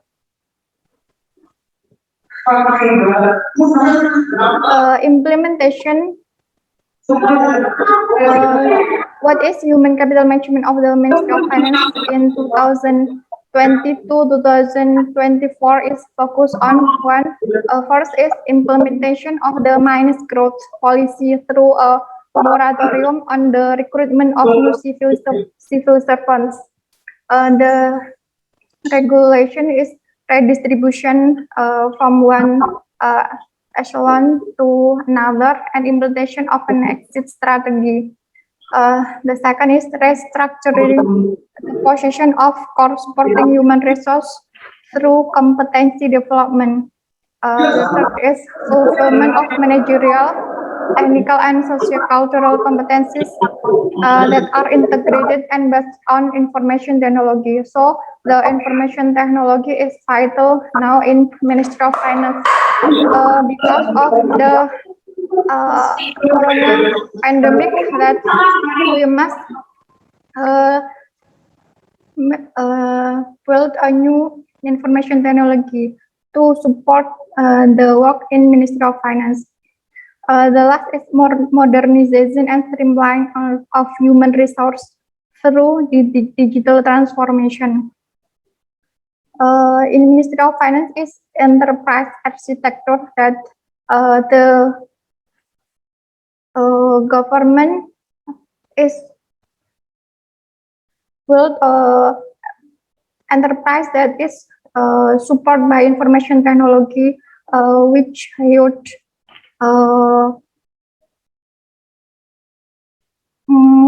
fun. The new thinking of working is we apply the work from home and work from office because of the pandemic. Ministry of Finance Employee Development Program through the Financial Education and Training Agency, that is BPPK, Badan Pendidikan dan Pelatihan Keuangan. BPPK is a special vertical unit that handles the development of skills, capacities, knowledge, both soft skill and hard skills, to all of the employee of Ministry of Finance. A human capital development of the Ministry of Finance includes skills, capacities, knowledge, both soft skill and hard skill. Through BPPK, the Ministry of Finance calls itself the Ministry of Finance Corporate University, that is Kemenq Corporate University. Starting in 2015, the Ministry of Finance Corporate University strategy was introduced to integrate various learning methods that are in line with the organizational goal of the Ministry of Finance. The corporate university use latest digital-based learning, information technology, and unlimited access and module. The platform is Kemenq Learning Center. That every employee in Ministry of Finance have user and password to access the module anytime, anywhere. So employee can develop himself or herself based on the need in the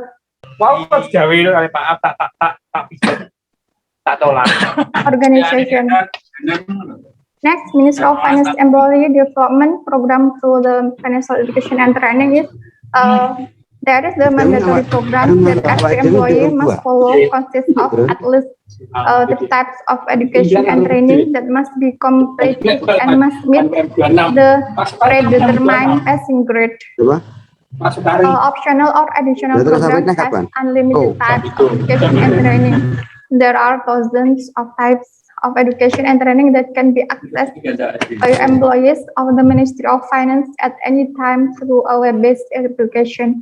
There is minimum training hours for employee of Ministry of Finance. The minimum training hours is decreased to the higher position.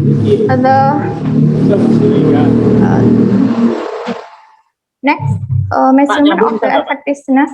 There is measurement the effectiveness of human capital development program in Ministry of Finance. First is human capital competency important improvement value. The number is increased from 2014 and till 2017, so that we can call it the program of human capital development program in Ministry of Finance successful. Later in 2018, 2018 to Tadi 2019, yang the pematerinya siapa tuh, Pak? Yang terakhir. measurement become percentage of training alumni that improve performance. After the employee take part to the capital development program, they evaluated by this method. Next, this is the official who meets the competency standard. The value is increased every year. The result is customer result of the human capital improvement. We satisfaction index, customer satisfaction index, Ministry of Finance. We can say that the human capital improvement of Ministry of Finance successful by customer satisfaction index. The things that are measured include certainty of requirements, procedures, time, employees' attitude, employee skills, service room atmosphere, up-to-date technology support facilities, cost, and other. The index of the Ministry of Finance customer satisfaction increased every year, except in 2020. This is because of the different methods that used in Ministry of Finance customer satisfaction index. The conclusion is human capital development at the Ministry of Finance has covered all aspects of organization and human resources.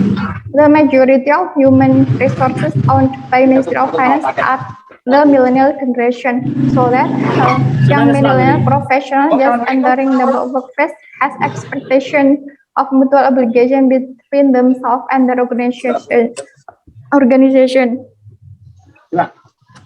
The reform of the Ministry of Finance learning method to become a corporate university, where the majority of learning is done by e-learning, needs to be supported by all levels of the Ministry of Finance.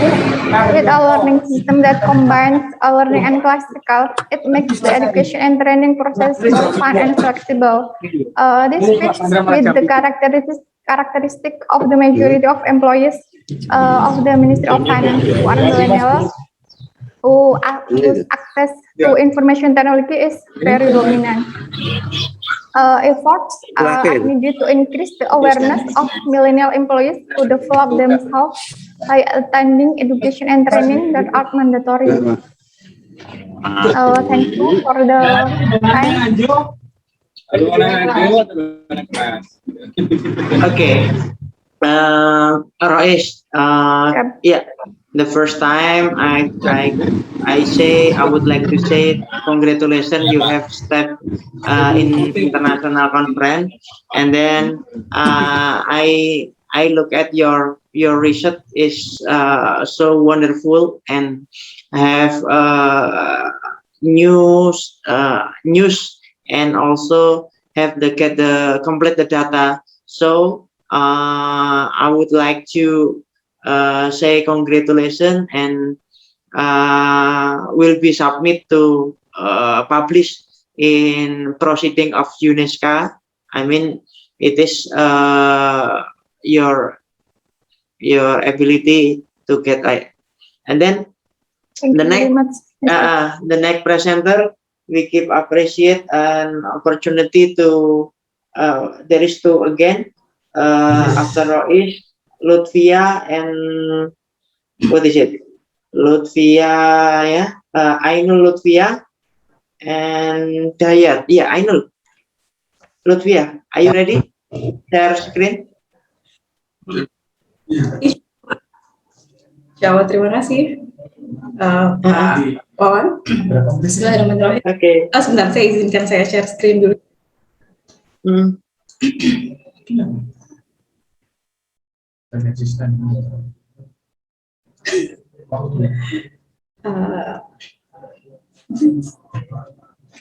Bismillahirrahmanirrahim. Assalamualaikum warahmatullahi wabarakatuh. Perkenalkan, saya Nurfiana, saya dari Magister Manajemen Universitas Islam Kediri. Hari ini saya akan mempresentasikan tentang sorry.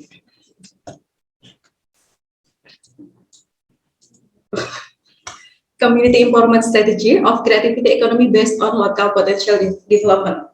This case study in kawasan wisata Besuki, Jugo Village, Kediri, East Java. Baik, saya mengambil penelitian ini, latar belakangnya, ceritanya itu adalah tentang saya sebenarnya sudah mengamati beberapa lama di kawasan wisata Jugo ini, kemudian ada sekitar 5-7 tahun ya. Kemudian saya mengambil ada sebuah concern gitu. Nah, kenapa sih di daerah wisata Besuki ini sebenarnya tempatnya sangat menarik. Dia berada di daerah pegunungan dan dia ada di Kabupaten Kediri gitu, dan akses menuju ke sana itu bagus. Sangat bagus, di sana wisata alamnya sangat menarik, tapi kenapa saya mengamati dalam 7 tahun terakhir ini tidak ada perkembangan yang signifikan. Jadi kenapa ketika di daerah lain yang punya wisata serupa, punya tempat dengan latar belakang geografi yang serupa, itu mereka berkembang pesat gitu. Mereka sangat cepat membangun pariwisatanya yang berupa ekosistem ya, ekowisata ya, berbentuk ekowisata, tetap ramah lingkungan, tapi mereka bisa berkembang, itu ada progres. Nah, saya mengamati di Kediri, di daerah wisata Besuki ini, dia cukup lambat gitu. Perkembangannya itu lambat, tidak hanya di wisatanya, juga di perekonomian masyarakatnya, jadi cenderung stagnan. Padahal kalau diamati di sana memang tempatnya itu bagus, akses menuju ke sana juga cukup baik gitu untuk dijadikan tempat wisata di Kediri. Nah,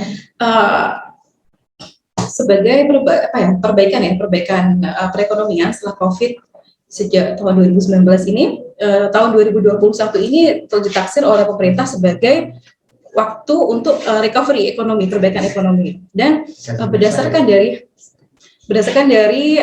undang-undang di tahun 2020 tahun 2014 tentang nomor 6, yaitu tentang desa, bahwasanya terjadi desentralisasi atau otonomi regional, otonomi daerah. Nah, di sini artinya ketika kita akan melakukan recovery ekonomi pas post COVID ya, maka peran regional, peran daerah atau peran desa itu sebenarnya sangat besar.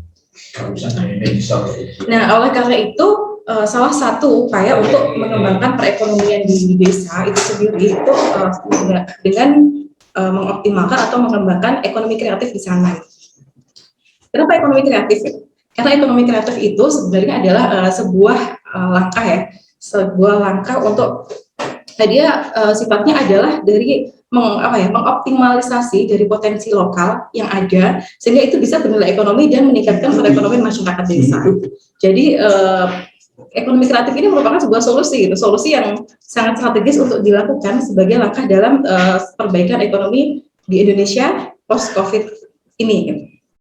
Nah, bahkan dari Menteri Pariwisata dan Ekonomi Kreatif, Dr. Haji Sandiaga Salahuddin Uno mengatakan dalam International Conference of Islamic Economic and Financial Inclusion kelima di Universitas Muhammadiyah Jakarta, beliau mengatakan bahwasanya sektor ekonomi kreatif ini dan pariwisata di Indonesia ada di peringkat ketiga dunia setelah Amerika Serikat dengan Hollywoodnya dan Korea dengan K-pop-nya. Ini menarik sekali gitu untuk dikaji, untuk dilaksanakan gitu. Jadi jangan sampai ekonomi kreatif ini hanya menjadi wacana gitu. Bagaimana penerapannya di daerah sehingga desa itu bisa berkembang dengan potensinya sendiri, dengan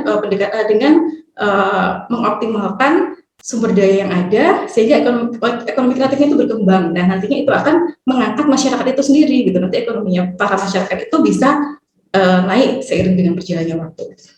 Nah, dari kementerian ini, jadi tadi setelah yang sudah saya sampaikan ya tentang ekonomi kreatif itu sebagai sebuah strategi untuk memimpin di kompetisi global. Kemudian yang keempat tentang potensi lokal gitu. Jadi setiap daerah itu sudah punya potensi lokalnya masing-masing gitu, di mana Allah Subhanahu Wa Taala telah menciptakan setiap daerah dengan konturnya masing-masing, dengan ekosistemnya masing-masing.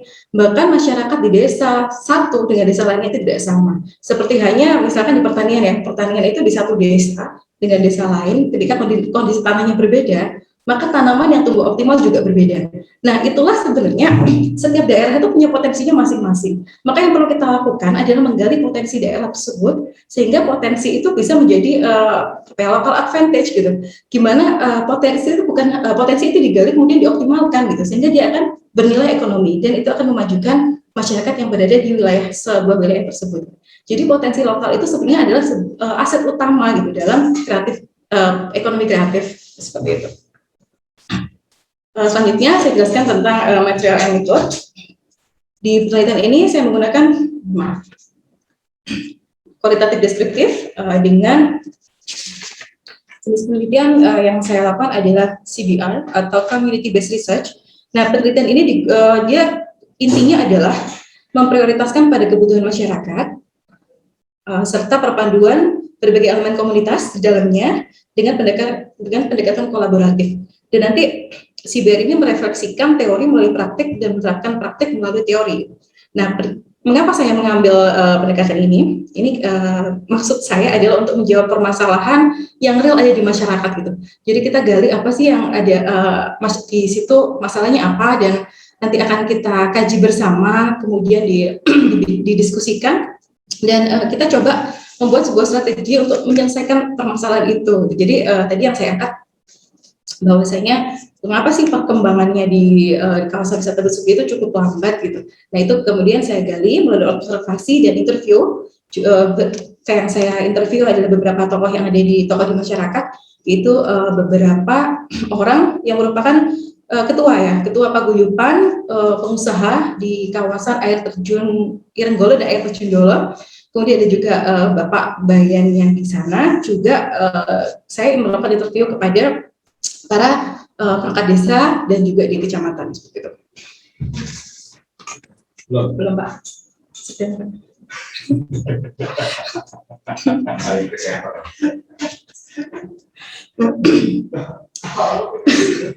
Pengambilan data ini kami lakukan melalui observasi dan interview, kemudian diperkuat dengan literatur review dan juga data sekunder dari sumber-sumber terpercaya. Oke. Nah, di sini saya akan membahas tentang hasil ya. Hasil yang pertama gini, ini ada sini sudah saya lampirkan ya. Ini adalah peta wilayah di Desa Jugo, gitu. Kawasan wisata Besuki ada di sini, ada di wilayah ini. Gitu. Ini berada di Kabupaten Kediri, tepatnya di Kecamatan Mojo. Berjarak sekitar 25 km dari kota Kediri, dari pusat kota Kediri. Dan ketinggian Desa Jugo ini sekitar 500 sampai 1.200 meter dari permukaan laut. Jadi cukup tinggi, bisa kita bayangkan suasana di sana cukup dingin, sejuk, dan kawasan alamnya itu yang masih sangat bagus ya. Nah, di sini pemetaan alam yang kami dapatkan dari berbagai sumber yang terpercaya, itu ada di sana ada hutan lindung, kemudian ada hutan pinus ya. Hutan pinus itu sangat luas, bukan hanya satu atau dua tempat, tapi di banyak tempat berlembah-lembah ada hutan pinus. Kemudian ada air terjun. Air terjun ini yang kita kenal, yang sudah kita kenal itu air terjun Dolo dan air terjun Irenggolo. Keduanya merupakan ikon wisata di Kabupaten Kediri. Nah, ini unik banget. Jadi ketika di sana itu ada ikon wisatanya Kediri. Tapi kenapa perkembangannya di daerah sana tuh perkembangan ekonomi masyarakat tuh lambat gitu. Itu yang juga menjadi salah satu concern saya untuk mengkaji di sini. Kemudian di produk-produk pertanian yang paling besar di daerah Jugo ini adalah palawija, yang mana palawijanya itu terbesar adalah ketela pohon dan jagung. Adapun ketela pohon itu merupakan makanan utama dari masyarakat di sana itu. Ketela pohon itu diolah menjadi gaplek, tiwul. Jadi karena di pegunungan itu kan tidak ada beras ya, jadi mereka mengkonsumsi itu, diawetkan supaya bisa bertahan dalam jangka waktu yang lama, meskipun sudah tidak panen lagi. Nah, kemudian di sana juga ada perkebunan kopi yang dikelola oleh masyarakat lokal. Jadi bukan dari perhutani ya yang mengelola kebun kopinya. Kemudian ada juga yang potensi yang masih baru-baru ini. Oke, Oni, luar. Ya. Iya Pak. Keren, ini tempatnya memang eksotik ya. Boleh langsung kepada kesimpulannya gimana? Hasilnya? Gimana? Untuk kesimpulannya gimana? Ini memang sangat menarik sekali informasi yang digali dari lokasi di sana, sehingga dapat disimpulkan seperti apa dari hasil temuannya? Oh iya, iya. Jadi hasil temuan kami, jadi gini, ada apa namanya Pak gini, komunitas yang ada, masyarakat yang ada di sana itu merasa dia belum mendapatkan support yang maksimal dari pemerintah gitu. Jadi ada dua hal ya yang sangat menjadi apa ya keluhan oleh dari masyarakat itu. Yang pertama adalah kaitannya dengan modal. Jadi kaitannya dengan modal mandiri itu mereka kurang gitu dan tidak mendapatkan akses bantuan modal. Kemudian yang kedua adalah mereka kurang mendapatkan support dari pemerintah terkait dengan pengkapasitasan sumber daya masyarakat. Jadi masyarakat di sana itu rata-rata sekolahnya hanya SD dan SMP gitu, karena memang tidak ada SMA di desa itu. Gitu. Jadi harus turun sekitar berapa belas kilometer, mereka baru bisa mencapai sekolah menengah atas itu. Nah, kemudian mungkin saya langsung saja seperti itu kondisinya. Dan yang kami temukan adalah memang dari pemerintah desa itu sendiri mereka belum mempunyai program mandiri terkait dengan pengkapasitasan sumber daya masyarakat. Jadi desa sementara ini masih bekerja sama dengan dinas terkait dan mungkin kayak dinas pariwisata seperti itu yang akan melakukan pendampingan atau penyuluhan ke masyarakat. Jadi desa hanya support aja gitu, belum punya program mandiri seperti itu. Nah, dari situ bisa saya tarik kesimpulan ya, bahwasanya program pemberdayaan masyarakat ini kan sebenarnya sudah tercantum dalam peraturan pemerintah, yang mana itu merupakan kewajiban pemerintah desa, mau daerah maupun provinsi. Tapi pada praktiknya dukungannya itu apa yang sudah dilakukan itu belum sesuai dengan kebutuhan yang ada di masyarakat itu. Realnya itu belum sesuai. Gitu. Jadi tidak ada hasil yang signifikan untuk membantu masyarakat itu bisa lebih berdaya seperti itu. Oleh karena itu, saya melihat kami bahwasanya dibutuhkan bantuan dari ketiga pihak lain ya, misalnya itu non-government organization ataupun akademisi dan peneliti yang akan dia mengambil peran dalam rangka untuk membantu peningkatan kapasitas sumber daya manusia yang ada di sana sehingga mereka bisa mandiri dan berdaulat dalam ekonomi. Gitu. Nah, di sini ada sebuah kesimpulan lagi bahwasanya karena potensi alamnya yang terbesar di daerah juga di kawasan wisata Besuki itu adalah alam gitu, maka untuk menarik untuk meningkatkan kaitannya dengan meningkatkan perekonomian masyarakat itu perlu mereka punya sebuah pengelolaan wisata gitu, wisata baru yang itu sesuai dengan minatnya masyarakat sekarang gitu kan. Sekarang ada pergeseran dari keinginan wisatawan, minat wisatawan itu kan berbeda. Jadi supaya tidak hanya air terjun yang ada di sana, tapi seperti hutan pinus bisa dikelola dan lain sebagainya, sehingga ketika wisatawan datang itu akan meningkatkan perekonomian masyarakat secara tidak langsung. Nah, untuk itu kami memberikan saran yaitu perlu dibuat sebuah pilot project atau proyek percontohan yang mana itu nanti masyarakat sebagai pelaku utama didukung oleh pemerintah, desa, daerah dan dinas terkait juga mungkin para akademisi juga lembaga-lembaga sosial yang lain yang bisa membantu untuk mendampingi, bukan hanya memberikan diklat BIMTEK tapi juga mendampingi selama persiapan, perencanaan, pelaksanaan, pengelolaan dan sampai seterusnya seperti itu. Untuk dengan tujuan untuk menumbuhkan kesadaran masyarakat serta memberi teladan yang kelak akan bisa diduplikasi oleh kelompok-kelompok masyarakat di desa itu sehingga tagline desa wisata juga itu benar-benar menjadi sebuah desa wisata yang terintegrasi dan menjadi dapat diduplikasi secara mandiri, inovatif dan kolaboratif di kawasan wisata Besuki di lingkup desa wisata juga Kabupaten Kediri. Mungkin seperti itu. Luar biasa. Berikut referensi yang saya sampaikan. Ya, terima kasih sudah. Terima kasih, mohon maaf. Assalamualaikum. Oke, thank you. Terima kasih, luar biasa. Insya Allah segera publish ke internasional publikasi. Untuk selanjutnya, untuk yang terakhir ini ada Mas Dayat ya, Diat Miko. Iya Pak, sebentar. Iya, sudah siap sebentar Pak.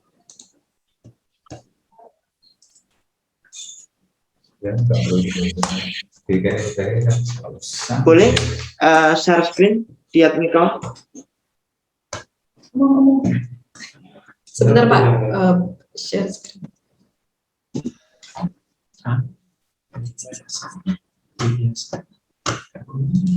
Iya, kau sendiri.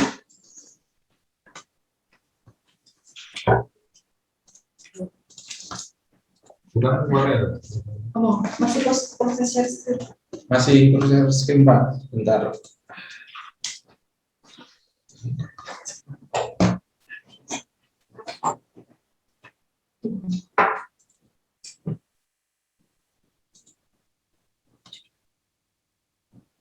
Oke, boleh silakan share screen Mas. Iya, sebentar Pak.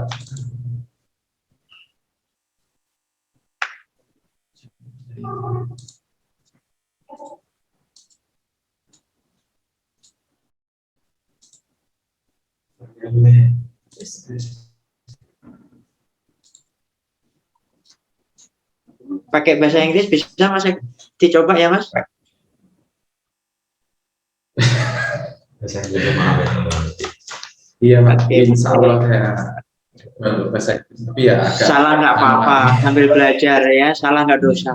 Oke, belajar bahasa Inggris.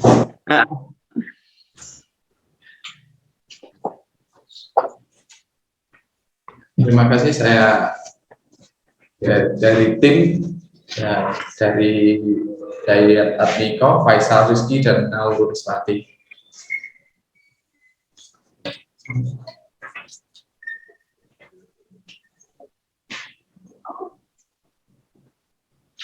Kita akan melakukan penelitian mengenai metode prinsip model improve in the world of cross farmer in Indonesia.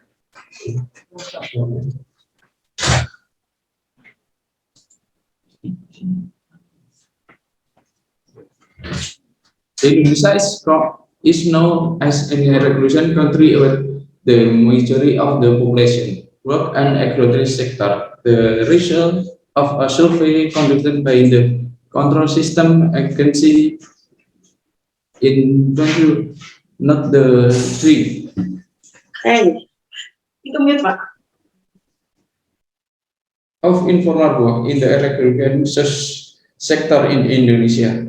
The sector lies in improved rule of the main circle of income in farmer community. This is because in general, farmer product agriculture product meet their daily needs. The income of farmer in Indonesia is low.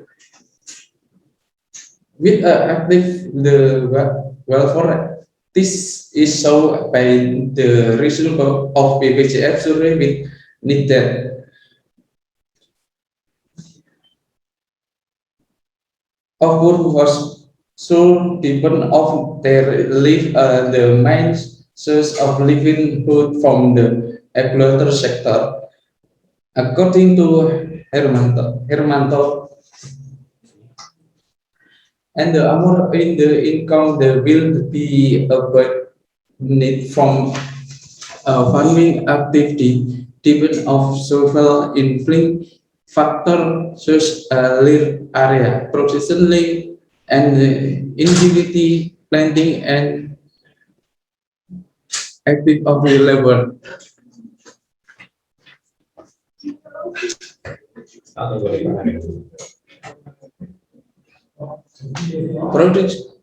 Corn in production in Indonesia is still relatively low and has not been meet the consumer need with that to continue in progress. Corn production has not been able to keep with the drift by the development of the feed and food industry. The low corn production is caused by various factors and look of farming technology, look of the rating and skill of corn farmer, and the present provision of productive facility, and look at capital from production process in the marketing ratio. And effective use of labor. One way improving wealth of corn farmer is by using agribusiness principle. The agribusiness principle aim the accurate and create farmer to be allowed to cooperate in commitment and of group in order the income. One of the principal pattern in neutral plans in with the company is necklace with the farmer are the plasma. The company further and develop small business. The become is plasma in profit and line. Providing production facilities, providing technical guiding on business and production and management, acquiring, mastering, and improve technology need to increase business ability and productivity.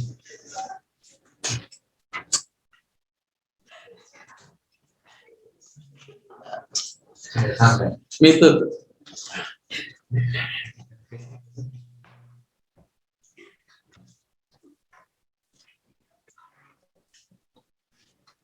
Research methods, quality editor and review.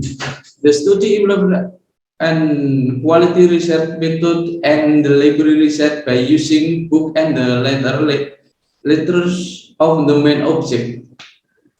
Quality research project information in the form of notes and description data contact in the text user study matra. The data used in the research security data and the data obtained from the central statistic agency the year. The study use data analysis, the quest in the form of contact analysis with in the statistic analysis of the basic contact of the data.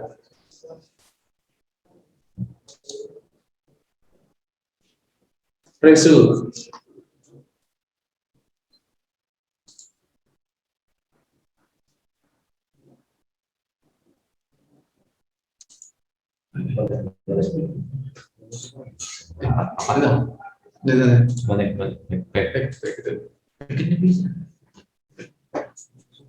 Thank you.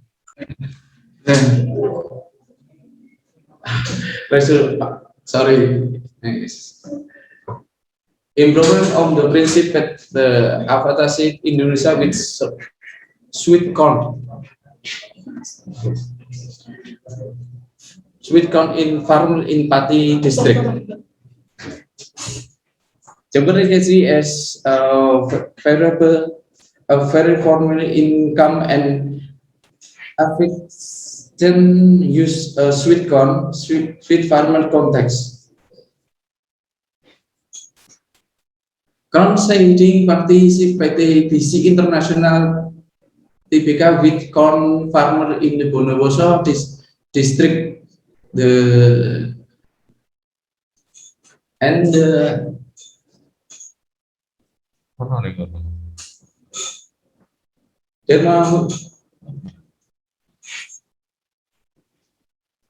next.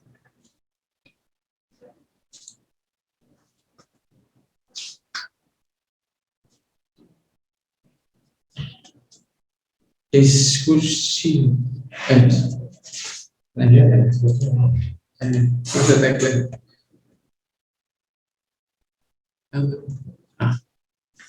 discussing improvement element is used indicator and farmer will is the amount of income is and is balance where expenditure when the measuring tools of use in the farmer excellent rates the calculation of NTPTN of avoid from the comparison of the price index reset by farmer, the price index by farmer.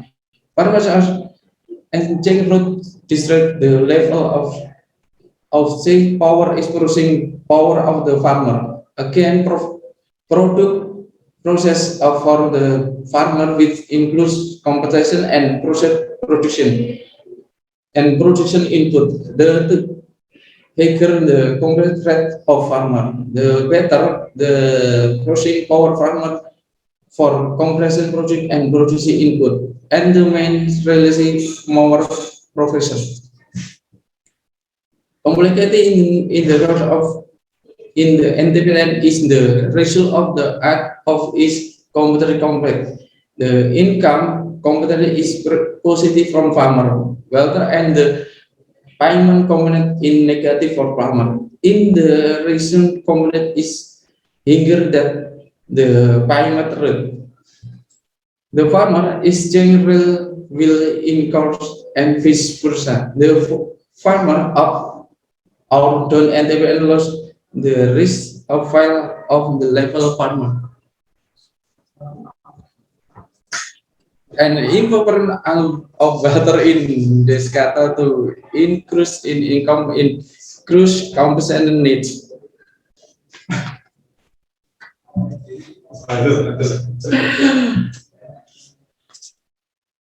Whether improvement is used together after to increase income, the mechanism of the income level is affect to school and pattern of silver compensation. When the of that can be done by other improving the processing power of farm in the application of studies that can reduce the level of the export.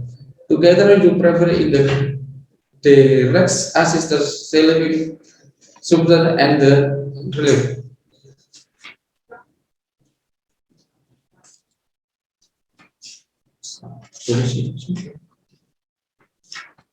Solution. The model principle web conformant and principle competent so multilateral beneficial and multi-rating from sync ratio, profit and production facile, technical quick and marketing of product, and production of plasma farmer and core compensation with the aim of crossing power income.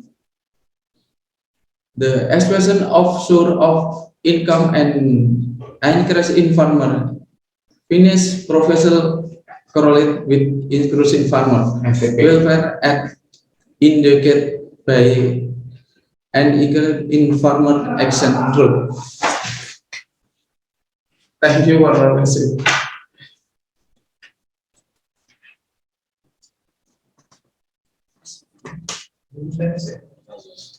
Okay, thank you, Mr. Admiko. We give applause all of the presenter and all of this session we already done, and also we give appreciate all of the presenter and all of the audience, and also keynote speaker we already joined in our international conference, and that information for the presenter and the process of your article and your paper to be published in international publishing. Yeah, maybe for about next week we process to the next session. Okay, thank you, terima kasih untuk semua partisipan. Kita akhiri meeting session panel ini, dan semuanya terima kasih atas join dan partisipasinya. Saya akhiri. Billahi taufiq wal hidayah. Wassalamualaikum warahmatullahi wabarakatuh. Waalaikumsalam.